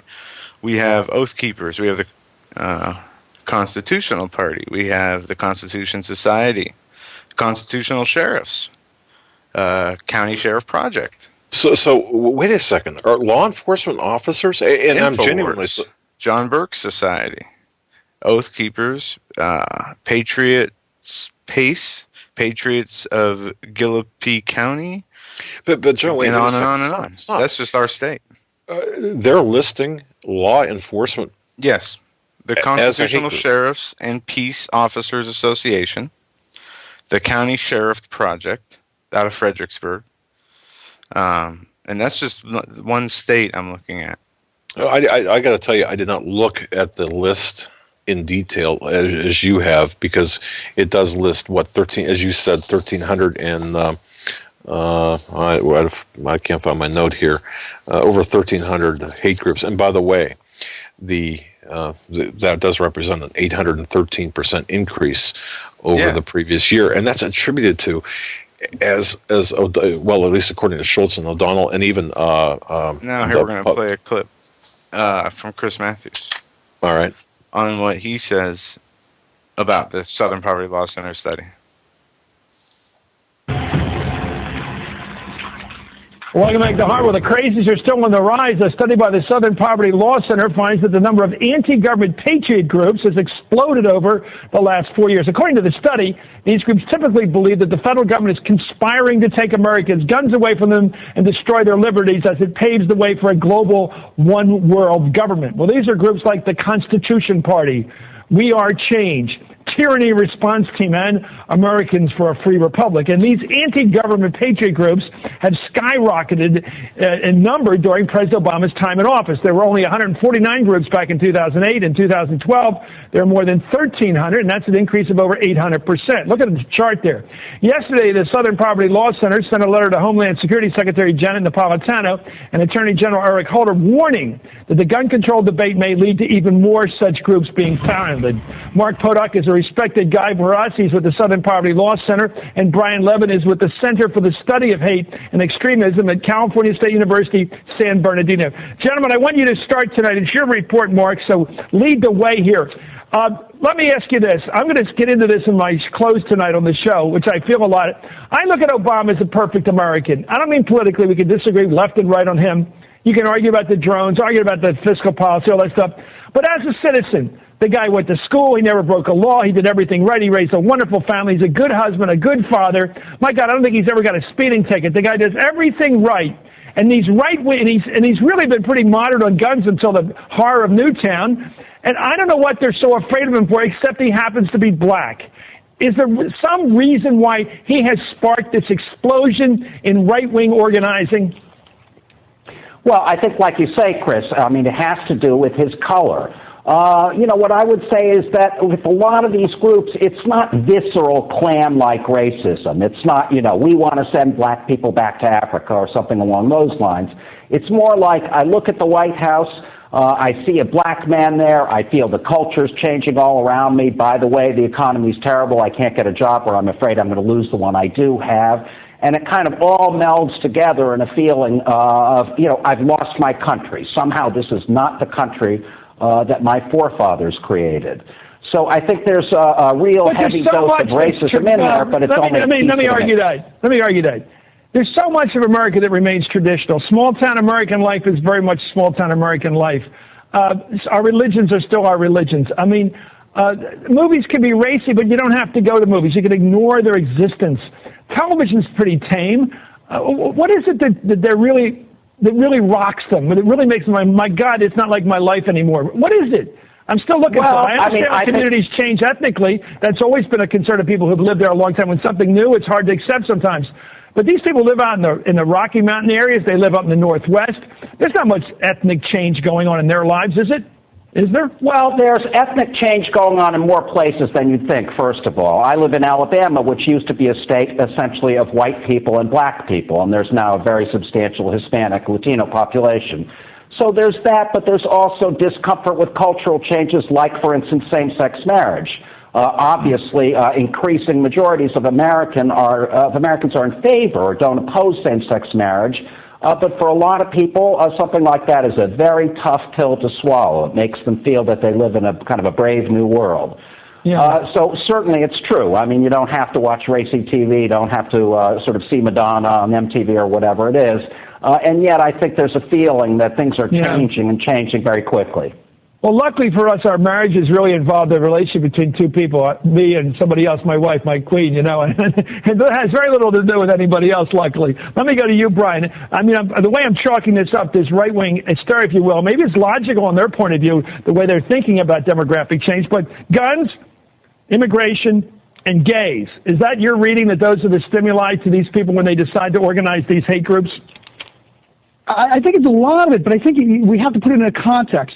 The folklore of the far right, and I'm not talking about Mitt Romney supporters. I'm talking about people who have opted out of our political process, and that's what's problematic. These people see the terra firma under them as shifting, something that anchored them before they no longer see as... Who do they root for? Who do they root for? They don't root for anybody now. They don't root for Rand Paul, Pat Buchanan. I mean, who? They must love this Ted Cruz. They must love Ted Cruz. Come on. Look, I think you hit a nerve, and what that is there is now a part of mainstream politics which aligns with these kind of conspiracy theories, and they're getting away from what are traditional conservative Republican anchors. That is small government, personal responsibility, the idea that we are part of a political process, and if we didn't win this time, we'll try again. Now we're hearing secession. I like the way you talk. We're hearing... Yes, that makes sense. But what happened to the guys, the crazy, I call them crazy because they have so much evidence to the contrary. Why is Louis Gohmert of Texas over and over again talking about birtherism? Why is Donald Trump, with the sophistication of New York City around him, I'm going to get back to you on this, Mark, why does he keep pandering to these haters? Every time a guy with the money and the background and all the advantages of life, the beautiful wife, the children, he has everything going for him. And they can always point to a guy like that and say, he's not facing financial problems. He's not facing marital problems. He's got it made, and he believes all the nutty stuff I believe. He panders to them. What is that? How does that fit into this stuff? Well, I mean, who in the world is to say what Donald Trump really believes? I mean, I think that the reason people act the way they do in large part is because there's a base out there.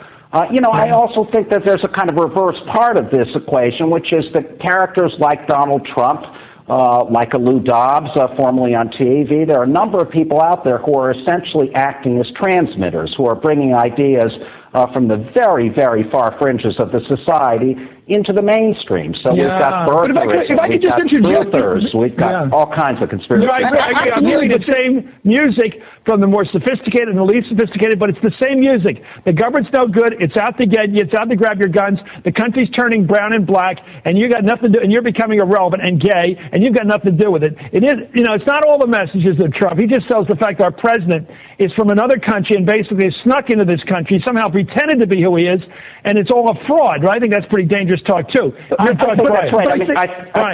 think it's worth adding how one of the things that I think that we're seeing here on both sides of the political spectrum, and I think it's important to recognize that. Now, we certainly have a risk of violence and terrorism more so from the extreme right wing. Who on the left is talking nutty right now? Give me some examples of Charles Barron is talking nutty from the left. The truthers are talking nutty from the left. So we have Alex Jones on the right. We have Charles Barron on the left. We have the people with Anonymous, with all kinds of conspiracy theories. One thing that I think is important, and that is conspiracy theories and a decoupling from the institutions and processes of our pluralistic democracy are occurring on both sides of the political spectrum. So we're hearing almost an equal number of people who say Bush was the Antichrist, as is Obama. Okay, I don't think it's domestic. I don't buy that it's domestic because there are a lot more birthers than there are truthers. Public policy polling. That's right. The idea that there's an equivalency of the far left and the far right, I think, is just ridiculous. There is an equivalency I agree with Brian that there are conspiracy theories on both sides. With respect to the threat, the internet and the way we are having dialogue. We have conspiracists on the left. Look at the truthers. Look at all this kind of stuff on the left. We have it on the right as well. What I agree with Mark is that it is much more mainstream with regard to the institutions of the Republicans put in their platform. That's the difference. All right, that was a painstakingly long clip of Chris Matthews. Some of you might have heard it already, but it needed to be played to complete the circle of arrogance from the government-sponsored news agency MSNBC and what they are telling their viewers, the couple 100,000 a night they do have. And they are indoctrinating. And this is why when you talk to certain family members, because I guarantee people out there watch MSNBC on a regular basis. Some of all of our families, I'm sure, do. And when you hear somebody stick up for guns, that's when you see people like, oh, guns, they're bad. They kill people. We have to get rid of them. It's just ridiculous. And they keep talking about we're not a socialist nation. We're not going in the way of socialism. We're not going in the way of totalitarianism. The far right is fringe. The truth movement is evil and guilty. And Alex Jones is crazy. Anything that has a resemblance of telling the truth. And I'm sure some of the groups are thrown in that list also as a diversion because some of them, I'm sure, are working for the same government that is labeling them terrorists, but that's for a purpose, obviously. They're infiltrators. And what you heard in the background there was a can being crushed by my father. Sorry about that. No. The mainstream media has continued this very visceral, very vicious, very effective propaganda campaign to demonize the people who are for the Constitution, who are for Christianity, who are for Judeo-Christian values, who are refusing to rewrite history. In fact, the corporate media is continuing a propaganda campaign claiming that increasingly frightening numbers, cells of angry men in the United States are preparing for combat with the United States government. This is obviously this is the very overt part of this. In fact, you've heard it said among these clips that they are usually heavily armed, blinded by this visceral hatred, and often motivated by religious zeal. Well, what religion are they talking about? They're talking about Christianity. So, folks, you're also seeing this war being waged against any monotheistic religion especially and including Christianity and Judaism. Right, and they'll list a lot of religions, or a lot of basically the three major religions, Islam, Christianity, and Judaism, into that category as extreme or fringe in order. It's part of their objectives in order to make the people feel that way. And notice in that Chris Matthews clip, they didn't use the word Republic of America. They used they're ruining democracy. They think the democracy is being ruined. We live in a republic, not a democracy. Exactly. It's just unbelievable how many times we catch people saying things like that. That's a very, and Joe, I'm glad you brought that up, because words have a certain meaning, and when you start to use and say things over and over and over again, it creates a deliberate confusion. But I believe in a new world order, so I'm a criminal extremist who's ignorant. So what do I know? But folks, even though you heard Chris Matthews, as painful as it was, and others associated with him from the Southern Poverty, or associated with the Southern Poverty Law Center, and Ed Schultz, you must keep in mind that what we're seeing today, the groundwork was laid long ago. What we're talking about is not a Republican-Democrat issue. It is a good versus evil, evil versus good issue. It is a progressive/communist matter versus the conservatives with a capital C, the Bible-believing conservatives who believe in a government, a just government, just leaders. And folks, once again, I'm reminded something said to me by a man I respect a lot, that we get the government we work for, earn, and deserve. And are we not, today, perhaps under judgment and for the decisions we made? Yeah, go ahead. About the government we get and the government we have. Why was Obama reelected? One, a part of it was the indoctrination from the mainstream media, played a huge role in it. Voter fraud, I'm sure, was part of it. But that lack of information seeking, the lack of truth seeking, the lack of a biblical foundation is the reason Obama got back into office. If we had a majority of people in this country who were Bible-believing Christians, that wouldn't happen. Exactly. But what we're seeing right now is this, in a nutshell.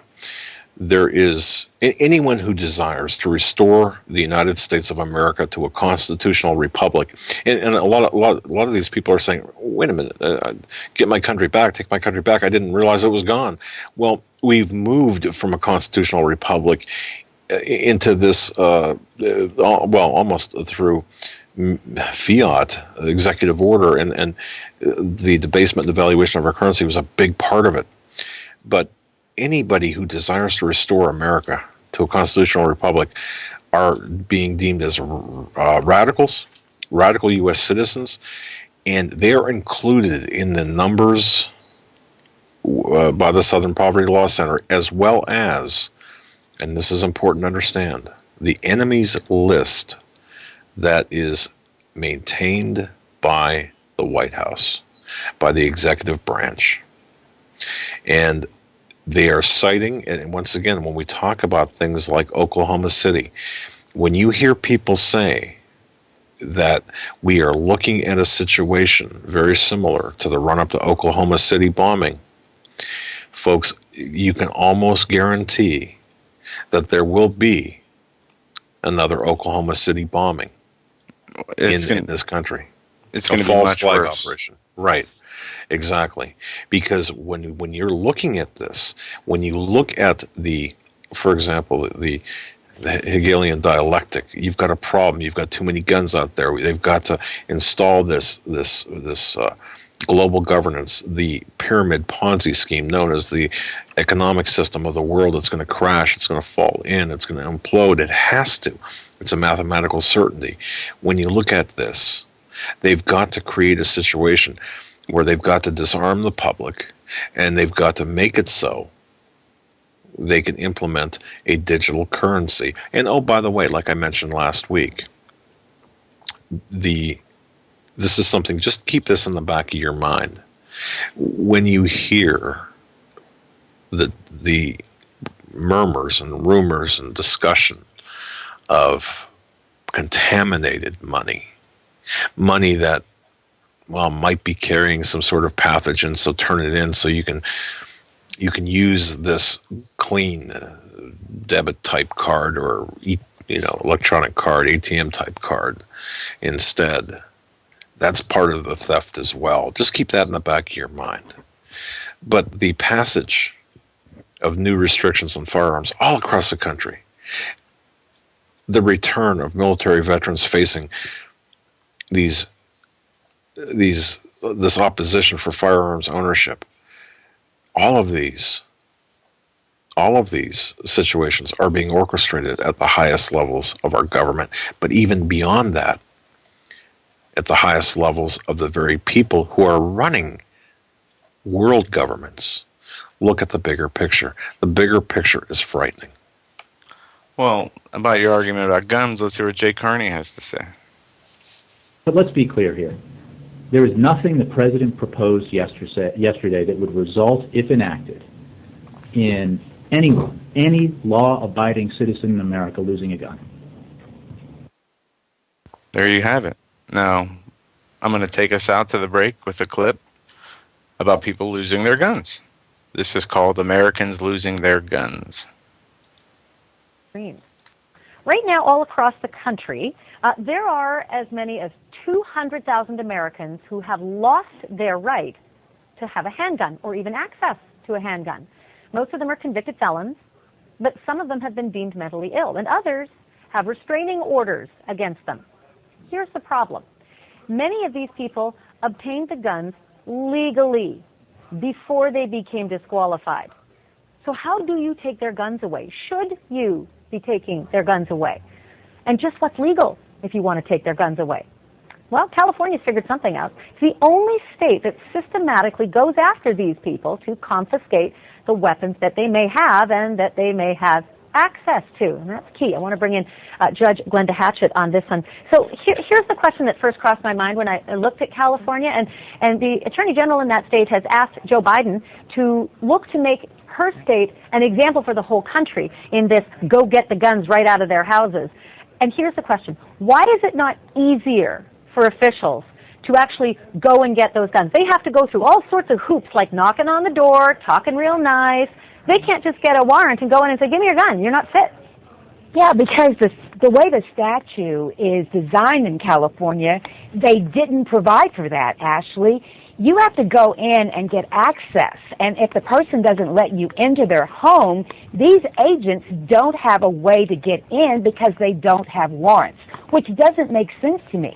So you're having to rely on someone cooperating with you, opening the door, and consenting to searching or voluntarily giving these weapons over. So you have to wonder really how effective this is in terms of getting these guns back. And it's also just not you. It may be the person in the home who has the gun legally, but if you fall into one of those three categories you've talked about, then you have access to the gun. So it's again a few thousand back. So as far as effectiveness goes, and but you know what, Judge? I worry that what if they go to the door and they knock on the door, prepared to be all friendly and nice and get access, and they're just not home? Every subsequent time they go to that. So it's literally you're just relying on goodwill and luck to get the guns back. You are. And somebody knocks on the door or they look out the window and say, I'm not opening the door. You're spending a lot of time doing this. And so I don't get the part about there not being some way to access the courts to get warrants to go in. But in a way, you can't because it's the fact that they are now not eligible to have a gun, but or have they broken a law that gives you an access right then to get a warrant? So I think it's a very complicated situation. You are a perfect person to ask this because as a judge, you're the person I come to as a law enforcement officer to ask for permission, to ask for a warrant. Judge, I think I have probable cause. Will you give me the warrant to go and get that gun? And it turns out that in California, even in California that has this program, the disqualifying event, like I'm a violent felon, and the cross-reference with the database of you being a registered gun owner isn't enough for probable cause? Is that your fault? And there you have just a small report on Americans having their guns taken away in one state. They're saying California. And I'm going to take us to break. When we come back, we're going to take your calls and we're going to hit some important news. The World Health Organization has issued a warning about a global flu, which is antibiotic resistant. Surprisingly enough, we've heard many story headlines stating the same thing in recent weeks, and some other news, but we're going to take your calls. 661-244-9839 is the number. Check out HomelandSecurityUS.com. There's a couple new things up there today, the DHS Insider article, and another story my father put up. You're listening to the Hagmann and Hagmann Report. We'll be right back after these short messages.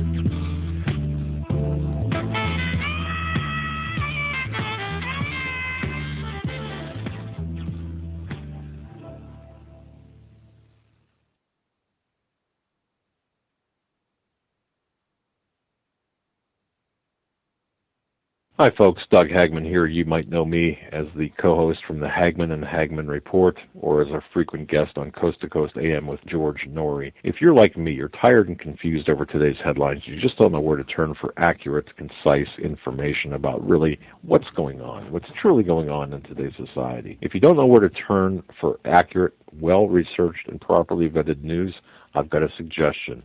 In fact, it's a requirement. Bookmark Canada Free Press. That's CanadaFreePress.com on the internet. It's just not for Canada. It's for news across the world. Judy McLeod, founding editor, has put together a vast array of talented writers like Kelly O'Connell, Daniel Greenfield, Dr. Eilida Johnson-Powell, a lot of guest columnists, very talented writers. Folks, that's Canada Free Press at CanadaFreePress.com. Now mobile friendly. Follow on Facebook, because without America, there is no free world. If you're stumped, you don't know what kind of gift to give to a friend or a loved one, I'm telling you, you must go to 4physics.com. That's the numeral 4, PHYSICS.com. This is your one-stop shopping palace. That's the only way I can put it. I could spend easily an hour on this website. Innovative, fun, educational. There are games, books, weather instruments, unique time-telling devices, jewelry, optical devices, laboratory equipment.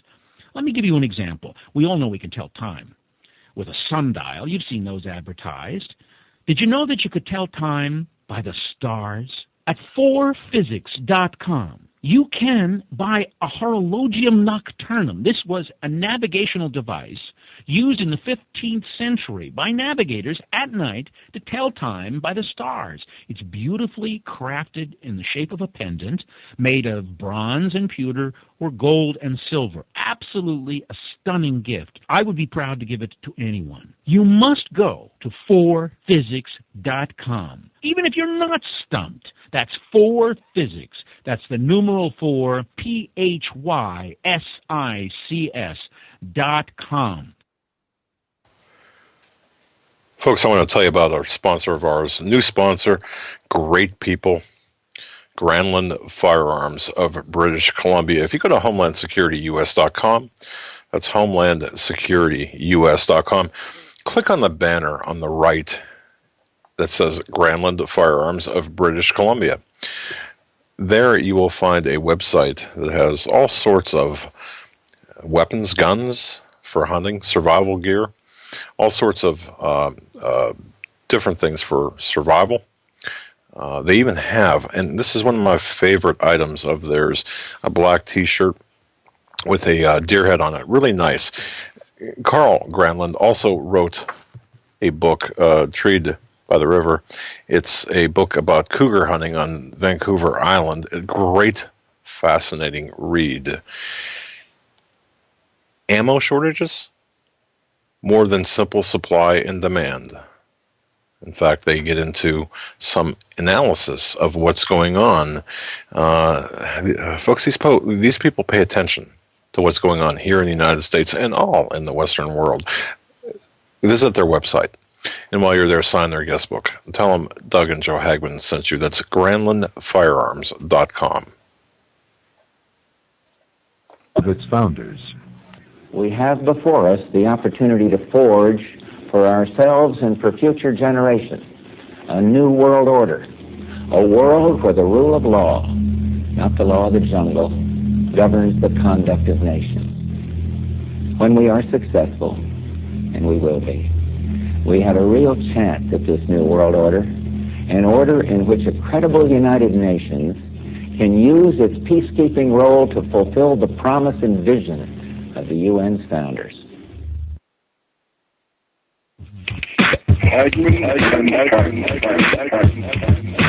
You want answers? I think I'm entitled. You want answers? I want the truth. You can't handle the truth.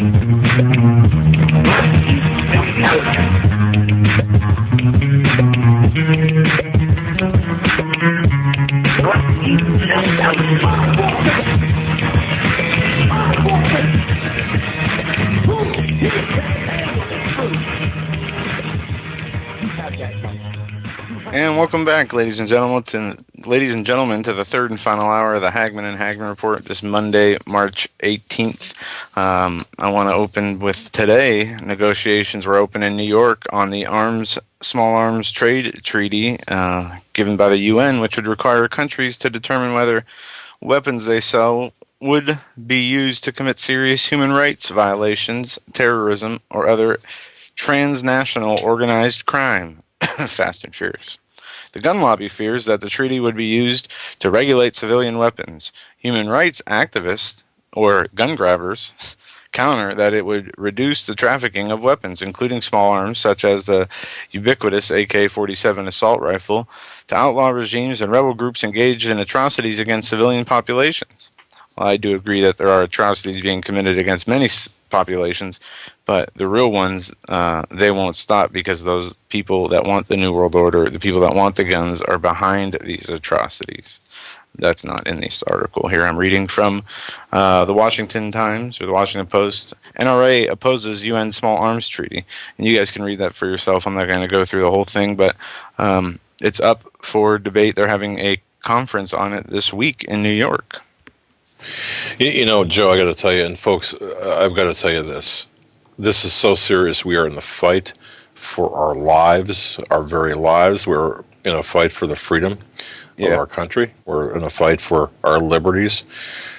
This is a battle that we're fighting on multiple planes, here on the earthly plane, on the spiritual plane. You know, we've got to be spiritually and mentally prepared for what's coming. By the way, let me ask you today, like I asked on Friday, folks, how are you coming with your preparations?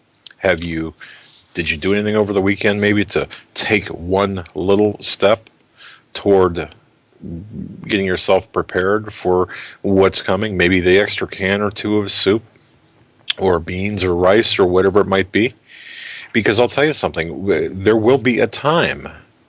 Well, what are you preparing for?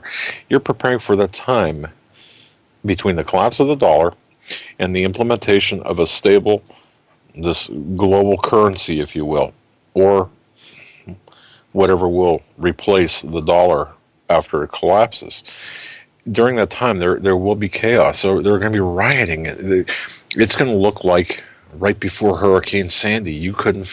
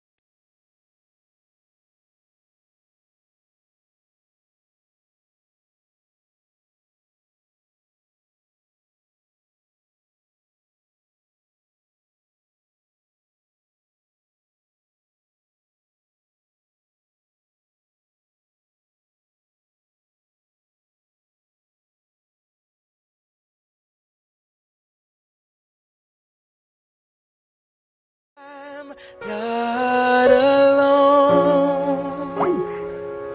I seek you in the wilderness.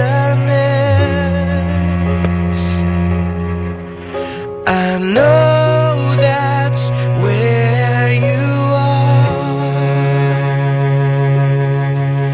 You whisper like the breeze.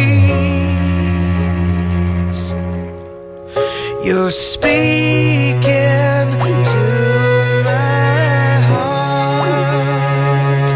You say the wide gate looks so beautiful, but destruction is its end.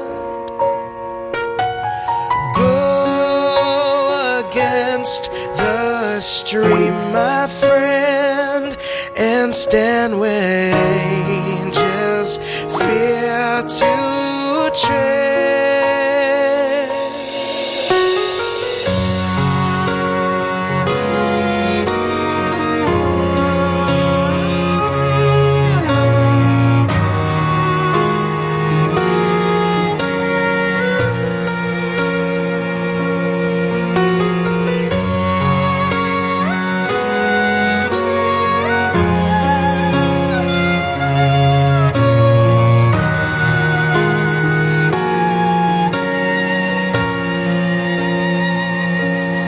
At your feet I lay my crowns,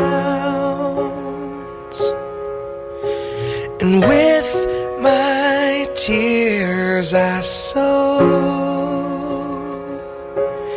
into those who will one day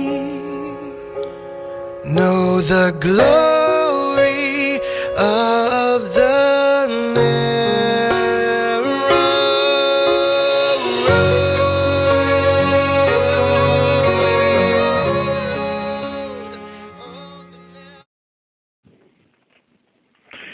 Folks, this is what we're preparing for. We're preparing for that time period. By the way, we apologize for that little blip in the audio.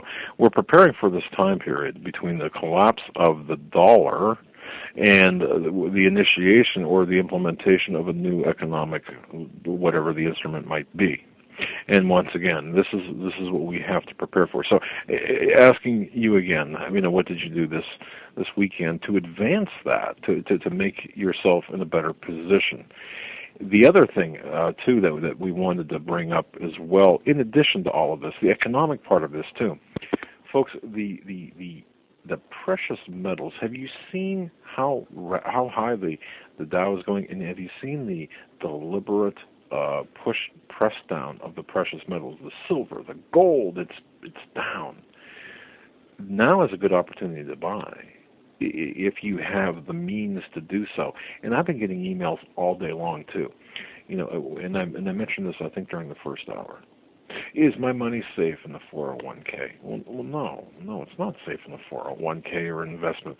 Of course not. Ask anybody in Cyprus if their money is safe in the 401 in their accounts. And of course not. And somebody had written me. Let me see if I can. Find it here. Somebody had written me about this, that we have already seen, or we're seeing, much like what's going on in Cyprus. We're seeing the taxation, by the devaluation of the dollar. It's like a tax on our investments. And this is something that I believe that we have to look at. We have to acknowledge, and the fact that our dollar is worth less now and soon to be worthless. But we're back up. Oh, good. That's good. Okay. But once again, folks, this is all part of a larger plan that was started long ago. Yes, it was. A couple pieces of news, and then we're going to go to your calls. The U.S. Secret Service is seeking Google Mail. This by an email from from the U.S. law enforcement at Google. Google has received legal process for information related to your account in a matter issued by the U.S. Secret Service. The U.S. Secret Service Gmail activities on at least a few Gmail accounts today, likely real. Interesting, this comes up immediately after posting evidence of 9/11 designed by federal directors. This is the Secret Service seeking, this email was released on Cryptome. It was showing that the government is looking for additional information about you, looking to get to your emails, looking to get to your whatever you have profile on the internet, not on the internet. They want to know more about you. When you start doing things, in this case, it was in regards to posting something related to 9/11. So just to let you know, they are working hard protecting the president. Anyway, on a more serious matter, the World Health Organization warns of a drug-resistant global flu. H1N1 swine flu is thought to have killed 200,000 people globally, and Australian experts are concerned that the disease now has much more potent pandemic potential than it had before. Tamiflu is now powerless against the strain H1N1 PDM9 that has been found in people in the community rather than sick patients with serious underlying conditions and weak immune systems. Lead investigator Dr. Aaron Hurt of the World Health Organization Collaborating Center for Reference and Research on Influenza in Melbourne said, the greatest concern is that these resistant viruses could spread globally, similar to that seen in 2008 when the former seasonal H1N1 virus developed Tamiflu resistance and spread worldwide in less than 12 months. The new strain is emerging in people who have never been tested with Tamiflu or treated with Tamiflu, suggesting it is very good at spreading person to person, taking its resistant properties with it. Now, along the lines of what we've been talking about, of a global pandemic, and if you're not treated with Tamiflu, you're much more likely to get it. Can you say forced vaccination?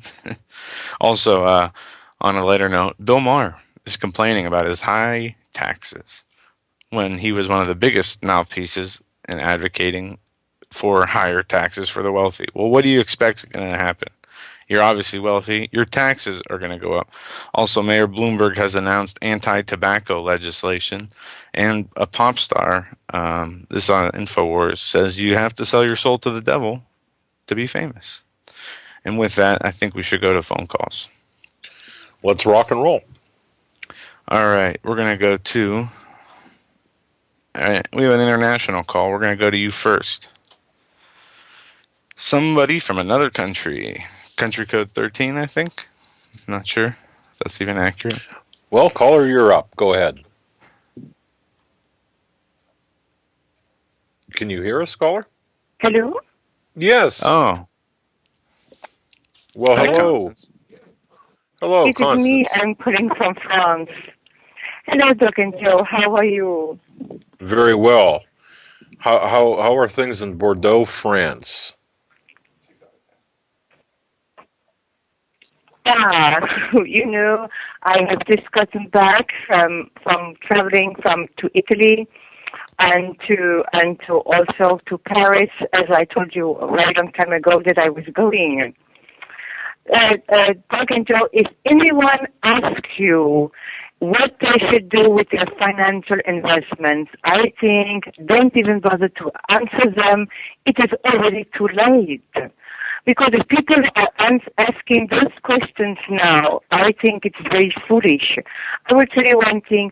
About 6 weeks ago, I went to my bank. And I told them that I wanted to liquidate. I had insurances and I had little things in the bank that I wanted to liquidate. It took them 6 weeks to liquidate me in the bank. I had to sign papers. I had to wait. They did not put the money right away in my account. They held on to it. And I just got my money last week. So if anybody is asking about financial advice, I think it is a waste of time because they have not been reading the news. They have not been listening to any George Lente, Max Kaiser, anybody that has been over the past years who have been warning them that to get out of money. It's like here in Europe now, they are confiscating bank accounts. There are riots all over Europe. I was in, yes. I was just going to ask. They're not showing that, I don't think, on American television. Chris Matthews does not show that, does he? You're there are massive food shortages. They are beginning. Constance, Hello? you're coming through. Yeah, you're coming through really muffled. Can you, I don't know, maybe try to hold the phone a little bit further away? It's coming. Sounds like the phone's like right up against your mouth. I don't know if it's on our end or not, but people in the chat say it's hard to hear you. You sound a little muffled. Can you hear me much better now? Yeah, that's much clearer. Is it better now? Much better. Yes. And you were saying I'm very sorry about that. you could not get cash. There are riots all over Europe. Maybe it's my phone. I don't know. But they are rioting all over Europe. It is a very bad time to be in Europe, I believe now. It is very difficult to make a coalition now. I was wanting to make a coalition here, try to make a coalition. It is very difficult now because the all European animosities are starting to develop now. The euro was supposed to unite us. It never, at least that's what the story they told us. It was never to do that. The euro is going down. It was made that's why it was created. It was made to go down. It was made to crash, to bring in new world order. And that is what is happening. But I am so disgusted that we have proven that we will accept anything. We are not standing up against what is happening in Cyprus. We did not stand up what is happening in Greece or Spain. And now they have gotten since we gave not our consent, our voice meant that we will accept anything that they put on our backs. Wow. Well, Constance, what one thing that caught my attention that you said, they're rioting in Europe. I mean, we've seen just the most minuscule reports of the rioting. How bad is it? Well, in Spain it's very, very, very bad. And now we are getting fluctuations of immigrants that are coming from Spain because of work. They have no work. They have lost their homes. And in Greece, it's terrible in Greece. I was in Italy, and there was in Italy you had so many family businesses that were open that has been over a century. They are all closing down. Family businesses. It looks Milan and Rome is starting to look like a ghost town, and all the homeless people on the streets. And it's really starting to. My father. When you read stories or heard stories about what it was during World War I or World War II, it's starting to look like that again here in Europe. And the problem is when you talk to people, and especially here in France, we have always been a little communist country. It's socialism, but it is really like communism. You cannot. It's very difficult to organize because so many people are on the dole here in France, and they are not going to rock the boat. And the government, okay, you can say that the government is bad. The EU Parliament, the deputies, they have no power at all. Absolutely no power at all. And if the problem is not political, it is a criminal problem. It is a criminal problem. No amount of politics is going to help. Because, in Italy, they have voted for Beppe Grillo.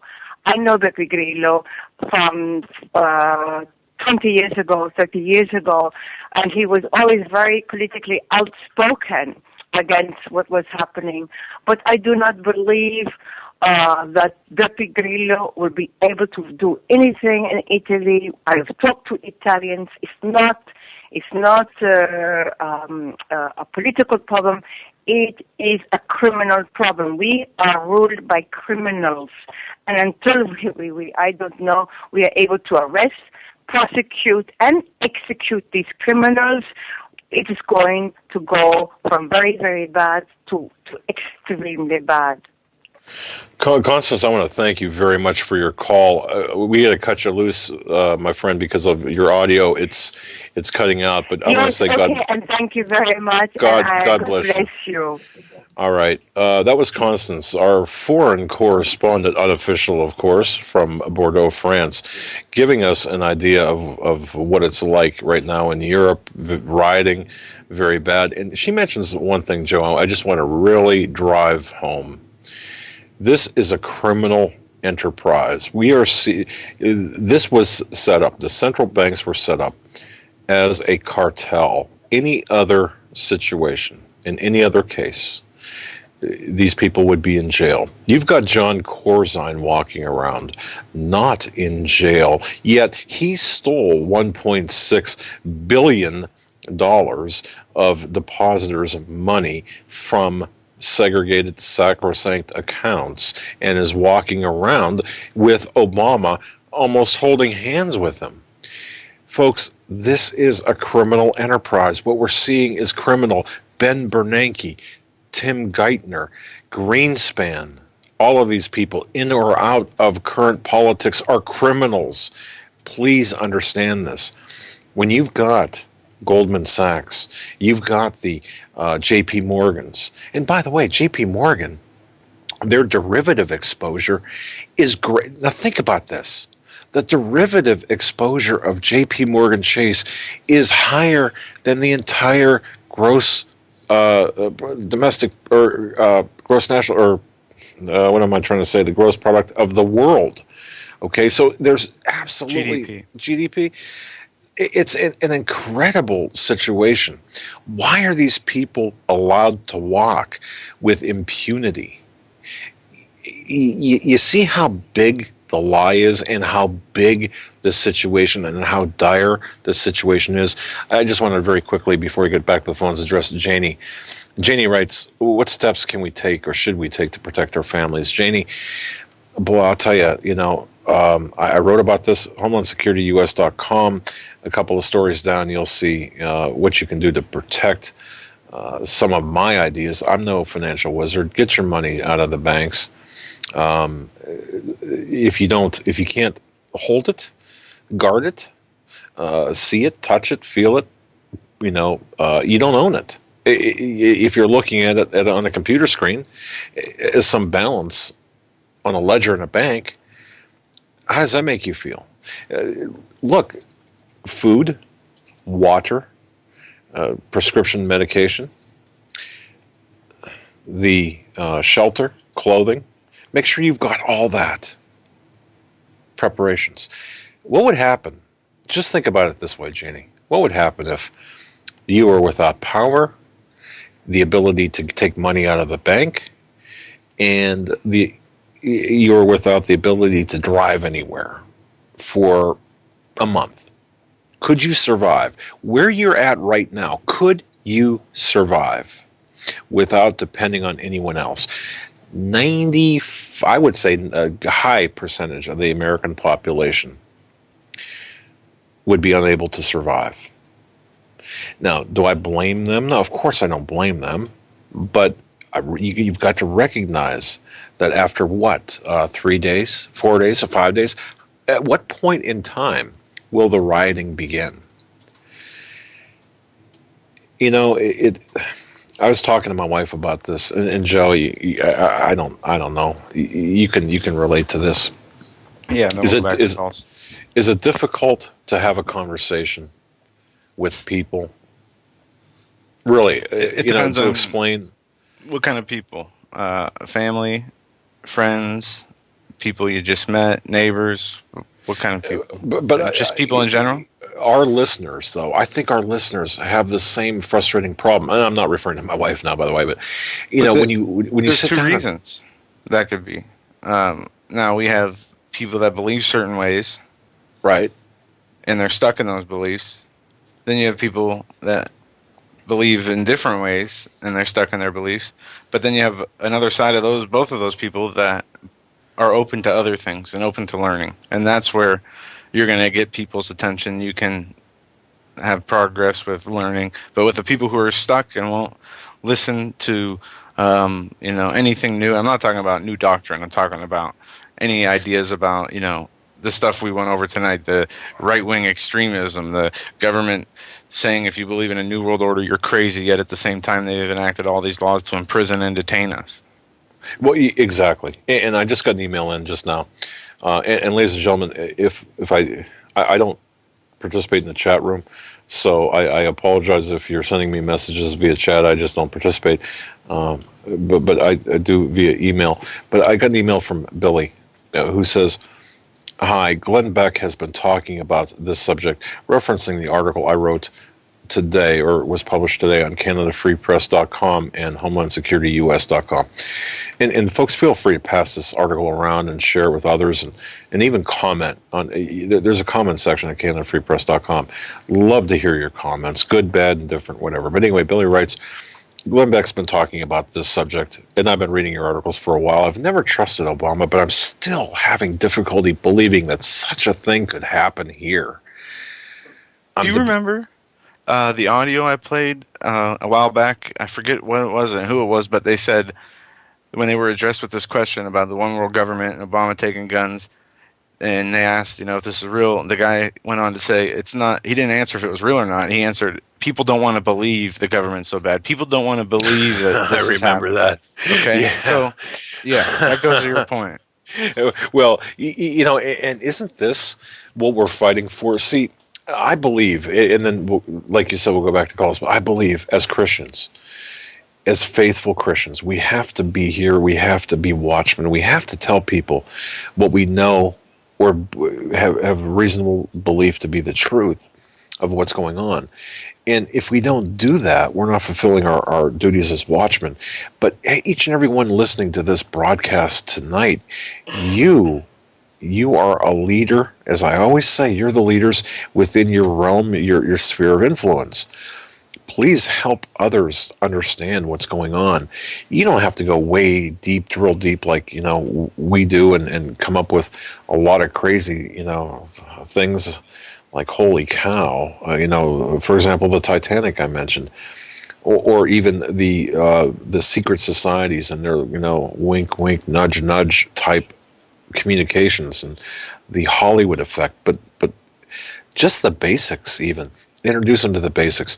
And you know what? I don't think you can go wrong. If you have extra food in your house, you can eat it. If you invest in gold and silver, if that's what you're able to do, you can sell it later. If you have ammunition and guns, you can sell those too if you don't need them or whatever. But the fact of the matter is, just be prepared.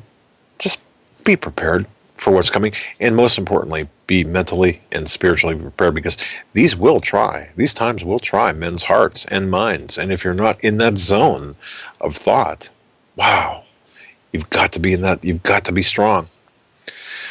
All right, we're gonna go back to phone calls. Let's see, we got on hold. We're gonna go by time, and it resets every hour, so I only see an hour's worth of hold time. 716, you're up next. You're live on the Hagmann and Hagmann Report. Hey, Doug and Joe.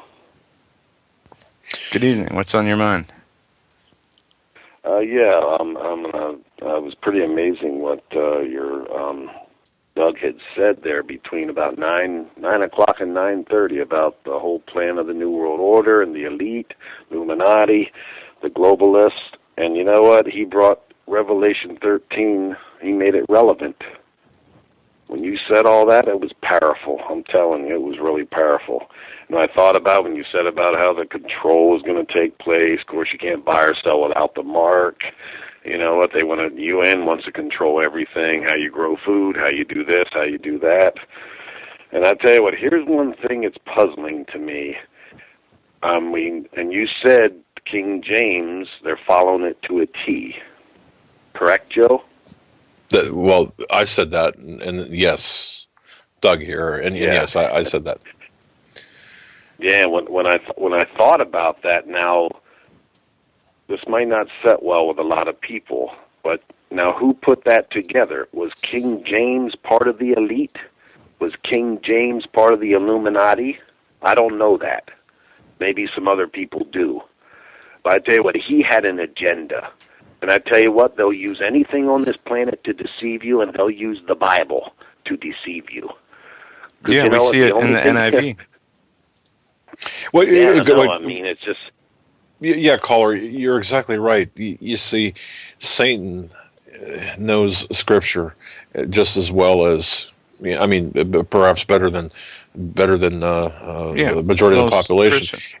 Yes, and we will be deceived by the very tools which we use and rely upon. Now, I believe the Bible, the 66 books of the Bible, were divinely ordained. So I do believe in the Bible as mankind's instruction manual, mankind's the written word of God. I do see the perversion of that, however. But Revelation 13, as you mentioned, with the New World Order, we are going to be enslaved, are we not, caller? I mean, is this not where we're headed? Yes, that's where we're headed. I agree 100%. There's no doubt about it. When you had brought that in and made all those comments, it was incredible because you brought it into relevancy. People, okay, we're going to talk about how the Bible was constructed. I don't know it all here, but when I examine this thing, because when I think about it, we have 2-point-some billion Bibles in the world, and the world keeps getting worse. Because it's not about a Bible. It's about the Spirit of God. You can see the fallen churches. Okay, it says the whore rides the beast. She's committing spiritual fornication. Okay, and she's the mother of harlots. The Catholic Church is the mother, the harlots are the Protestants. They're done. They have fallen. And there's no way to help them, people. I shouldn't say that. I mean, there's definitely some that love Jesus. There's no doubt about it. But I'm just saying they've used everything that Satan has corrupted. And I tell you what, it's spread across this planet. And they've used it as an example. I know I'm saying some things that people won't agree with. That's okay. That's okay. I don't have a problem with that. But I'm going to read the thing, take the gospel into all the world or all the nations. You know what? I don't know if they should have listened to that. Because you know what? They took this thing to all nations. They took their corruption to all nations. And then when you read in Revelation, it says the angel preached the everlasting gospel. That's what I believe is happening now. The angels preaching the everlasting gospel. Of course, men are doing it too to some degree. But I tell you, things are totally different now. Things have shifted. And I tell you what, God is God. And I tell you what, the Spirit of God is the most important one on the planet. And I can't emphasize that enough because he's the only one that Satan can't deceive.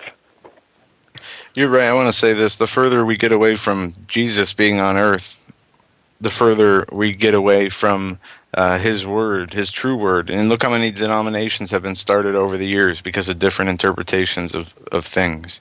And I'm not demonizing the denominations. I'm just saying, look at how it, has progressed.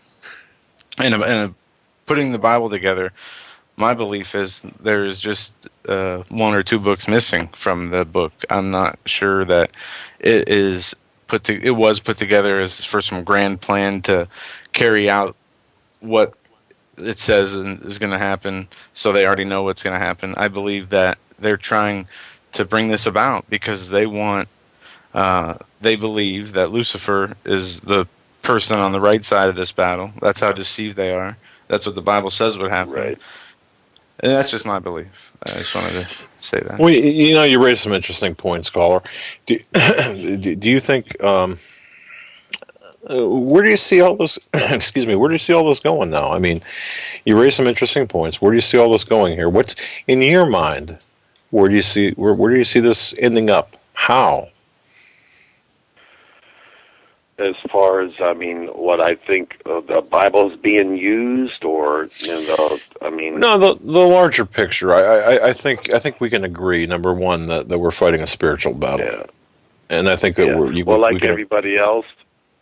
Go ahead. Well, I would say I agree. I agree with basically. I mean, basically these countries are crumbling. I mean, they're just going to be collapsing economically, the financial system. Of course, they want to rebuild it again and turn it in, like you had said earlier, the New World Order. They want a population control what you eat, control what you grow, control the medication you take. Can't buy or sell anything without them, involved in it. That's where we're headed. And I tell you what, we're not going to change that. Because, Jesus is coming back. We can't stop that. We don't want to stop that.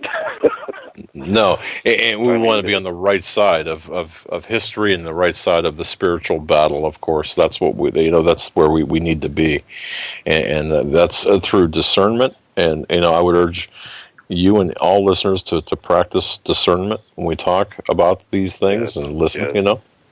So you're right.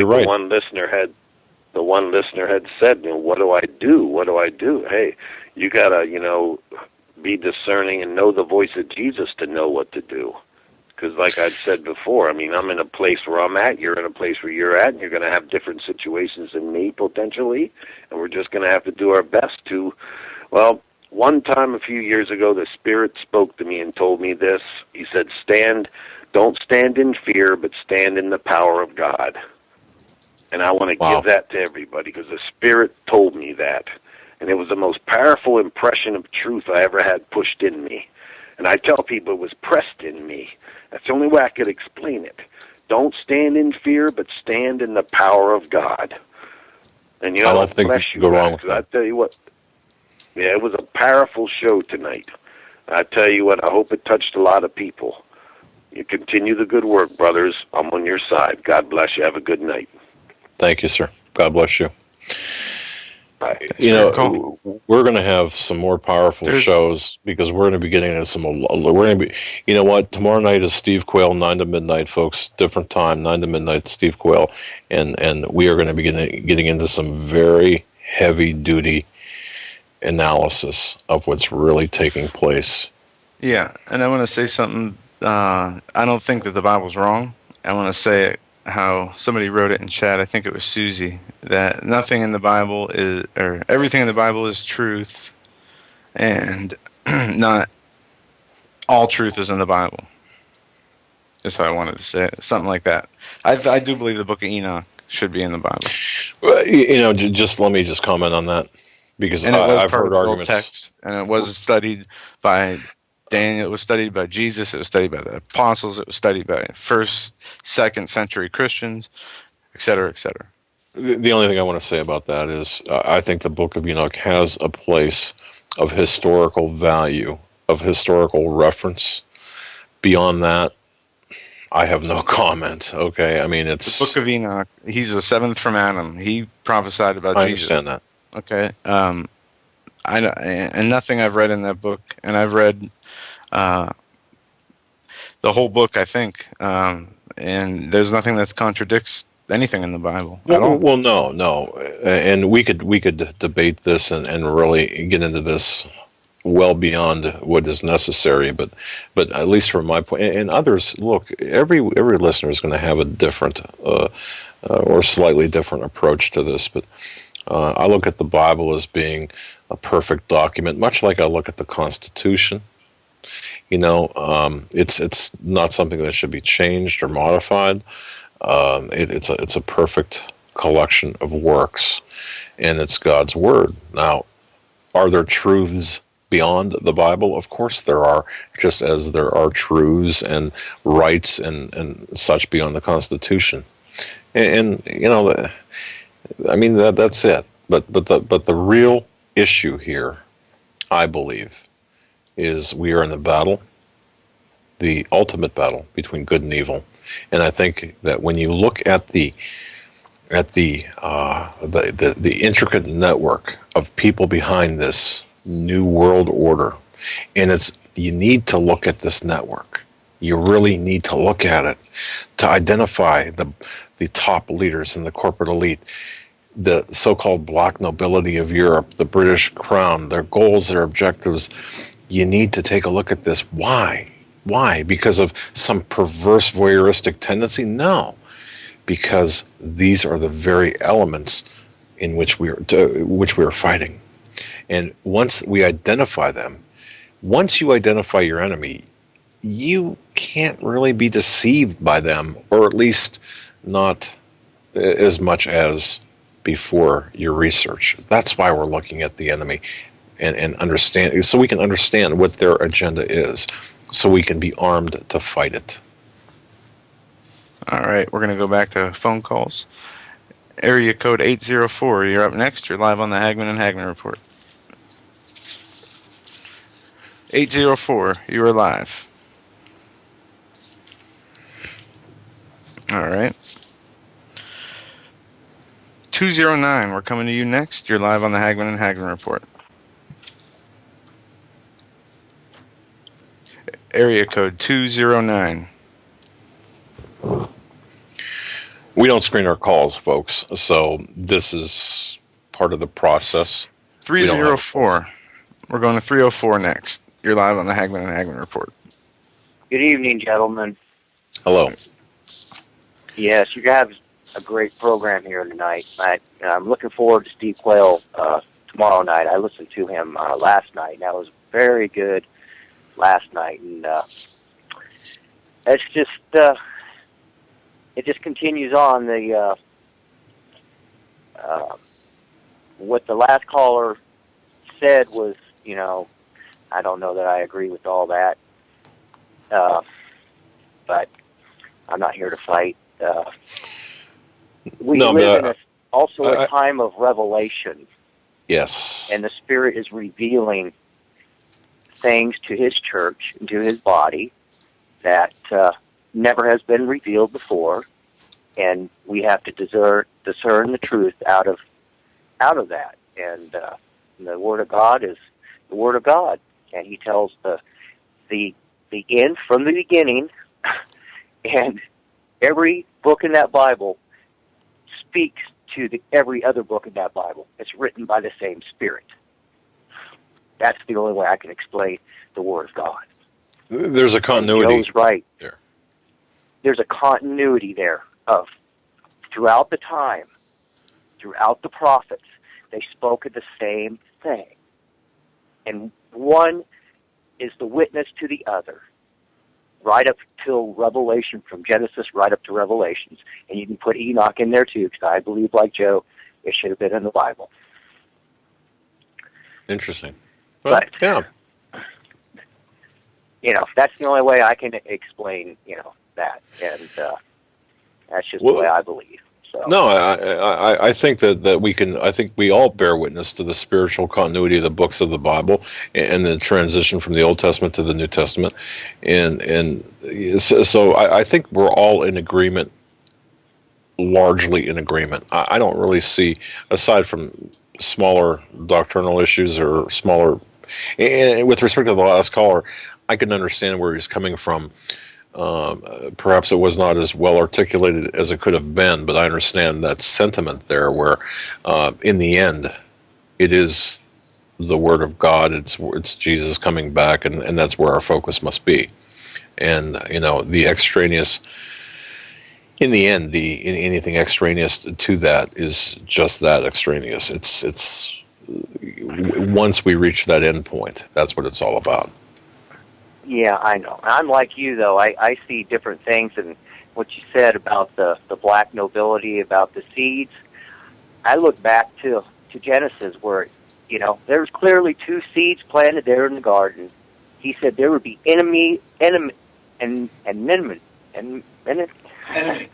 whatever that word is. Yeah, we have trouble pronouncing that word too.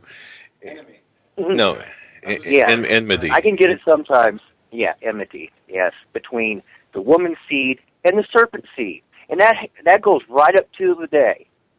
Right. It goes right up to the day. And you know what, caller? What's it say about that, though? What's it say that he's going to bruise your heel, but the woman's seed is going to bruise his head? Don't you think they're not a little scared of that? Yeah, good point. Good point. Don't you think that they're not a little scared about what they've... I mean, this is the ending. This is the final show. God put his best for the last. He kept them for the last. We're here at the last act for a reason.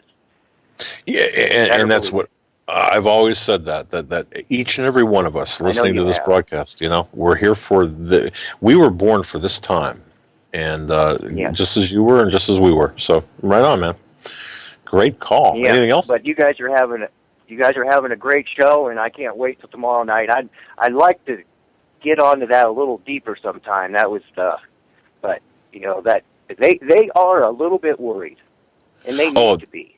They're a lot worried, and we are going to get into this very topic in detail throughout the shows, perhaps this week, because there is this is all part of this grand deception, and they are pulling out all the stops. I mean, what we're seeing right now is really for all the marbles, both earthly and spiritually and heavenly. And we could go. Yeah. Yes, I know, and we could go back to the time before there was this earth age, to what happened in the war in heaven. Yes. How that there was, let's say there were three princes in heaven. Let's say there was Gabriel, Michael, and Lucifer. And let's say that Gabriel and Michael were preachers of righteousness, and they kept 2/3 of the heavenly host in heaven. Because this is about creation. You can take God out of the equation. It's about creation. What the lie was to creation. If Lucifer could take all God's created children away from God, then Lucifer would be God. It didn't happen, and it wasn't going to happen. It didn't happen then, and it surely ain't going to happen now. Even despite their best efforts. Caller, you've got a good understanding of some things that were touched upon in, let's just say in something Steve Quayle published, and life as an investigator is like a box of chocolates. You have a good understanding that the deception lies, and the last offensive by these elites. I mean, it's a numbers game, if you will, involving their belief that they are genetically superior to us, and this goes back to creation. You're exactly right, and which is why, by the way, in Genesis, the lineage is established from Adam. Yes, I don't know. And the vocal seeds are present here today. Yes, they're present here. They are. They are. No, and for those that we lost. For those that we lost during this conversation, we will get into this more later in the week. God bless you, my friend. Thank you so much for the call. I'll talk all right. Later. All right. Thank you. Well, God bless. All right. Wow, that was good. No, that was good. Sorry I wasn't involved in that. I was having a chat conversation with somebody about the book of Enoch. They wanted to point a verse out to me, and I'll read it real quick. And this is apparently a verse that discredits the whole book. And when I read it, my mind went somewhere else than his mind from reading it. So let me read this. Chapter 40, verse 9. Okay, I'll start at verse 8. After I asked the angel of peace who went with me, and this is Enoch, the angels took him and showed him the world, how it works, how the sun moves, how the moon moves, the portals they go through. And here's 9. And it said to me, this first is Michael, the merciful and long-suffering. And the second, who is set over all the disease and all the wounds of the children of men, is Raphael. And a third who is set over all the powers is Gabriel. And the fourth who is set over the repentance and those who hope to inherit eternal life is named Phanuel, Phanuel. And I said, couldn't it easily be a mistranslation from Emmanuel? Just worded differently. Just Emmanuel is Jesus. But, people can think what they want. I'm just saying that does not, in my mind, prove a contradiction in the Bible. But anyway, we'll go back to the phones. I'm not even sure I got that, but I understand. I 303. I understand the. Yeah, I'm not sure I got that. 303 area code. You're up. Trust in the Lord with all your heart. Do not depend on your own understanding. Seek His will in all you do, and He will direct your paths. Amen. I've tried my best to find the best Bible out there, and it keeps pointing back to King James. I don't know what King James' motivations were, but when they found the Dead Sea Scrolls, the only mistranslation in the King James Version is when they said the Lord was above the waters versus He was hovering above the waters. Wow. Okay. I had no idea that was even a mistranslation, if you will, or mistransliteration. But I think the King James Version is the gold standard of Bibles. I mean, short of we'll say the Hebrew and Greek, even Aramaic writings, or if you want to go back to the Pentateuch, the first 5 books of the Bible, the Torah, whatever, the King James Version of the Bible is to me the ultimate translation and resource. I won't read another version. Yeah, we really need to test the Spirit. We need to ask God in prayer, and we need to seek and find Him. A lot of times, this is division. This is how we get lost in the Word. And I would like to hear you guys do a show on, getting some literal experts from all walks, even Judaism, Christianity. Those are the 2 important ones anyways. To see what the literal translations are. I think it would make yet another great show. And let's not get lost in our own understanding. Again, we have to test things in the Spirit. I love this show because it takes all angles, but let's not run down rabbit holes because there's several of those to do. Well said. Yeah, we're not interested in running in circles or going down rabbit holes, unproductive rabbit holes, to be sure. Caller, thank you very much for your call. God bless you. We're up against the close of the show already. It's just minutes to go before the end of the program.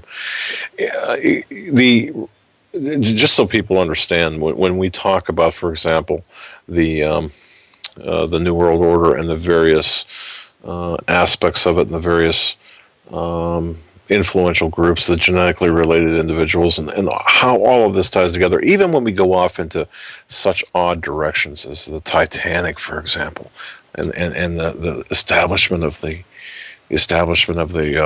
Federal Reserve. This is all part. I mean, if you look at this as a crime scene, if you look at this as a detective or a novel, a crime novel, you look at the different aspects, and you look at how they influence the main plot, and you need to identify the character development, know your enemies, know what's good and what's bad, so you're not deceived. I mean, we're living in a real life detective novel here. Yeah. This is what I believe. And I want to just say this. People are saying, it's not good to go into extra biblical books and teachings, and I agree. But, I also have read the book of Enoch, and I'm not saying, from what I've read, I know nothing contradicts what I know said in the Bible. But I want to say this. You don't have to take everything you read literally. Everything I read out of the Bible, I think is true. I think I can clear this up, though. Question that. I don't question No, what I no, read in the Bible. folks, listen. This is not an. This is look. If you have the Bible as the Word of God, and that's the Bible is it. That's the beginning, the end of story. God said it. I believe it. That's it. Period. Okay. That's now. Does that discount some historical text that confirms, 90 we'll say, seconds. something in the Right. Bible? Of course I mean, not. my main focus is Jesus. He is my Lord. He is my mediator. He is my person I depend on. The Bible is what I Exactly. refer to. The Book of Enoch I read to understand certain things better, to get a different look. Because, like I said, I find no contradiction or problem. I'm not taking it as the Bible, but it is the closest thing I've ever seen, and what I know from it from history. Well, with Jesus regard to that, studied it, and it's even referred to in the Bible. And he All was right. he never died. He was taken off the ground alive. All right, but to those who would think that we're going off on some sort of failed mission here with respect to this, no, the Bible, beginning and in between, that's it. That's the Word of God. Period. Everything else is historical context for additional study and research. That's all we're saying. If you don't Don't believe, don't make more of it's it. fine. Right. No Don't debate. make No any more of problem. it. Right, exactly. Folks, you're listening. You have listened to 3 hours of the Hagmann Report on this 18th day of March 2013. Tomorrow night, 9 to midnight. Steve Quayle, God bless. See you tomorrow. Have a good night, everyone.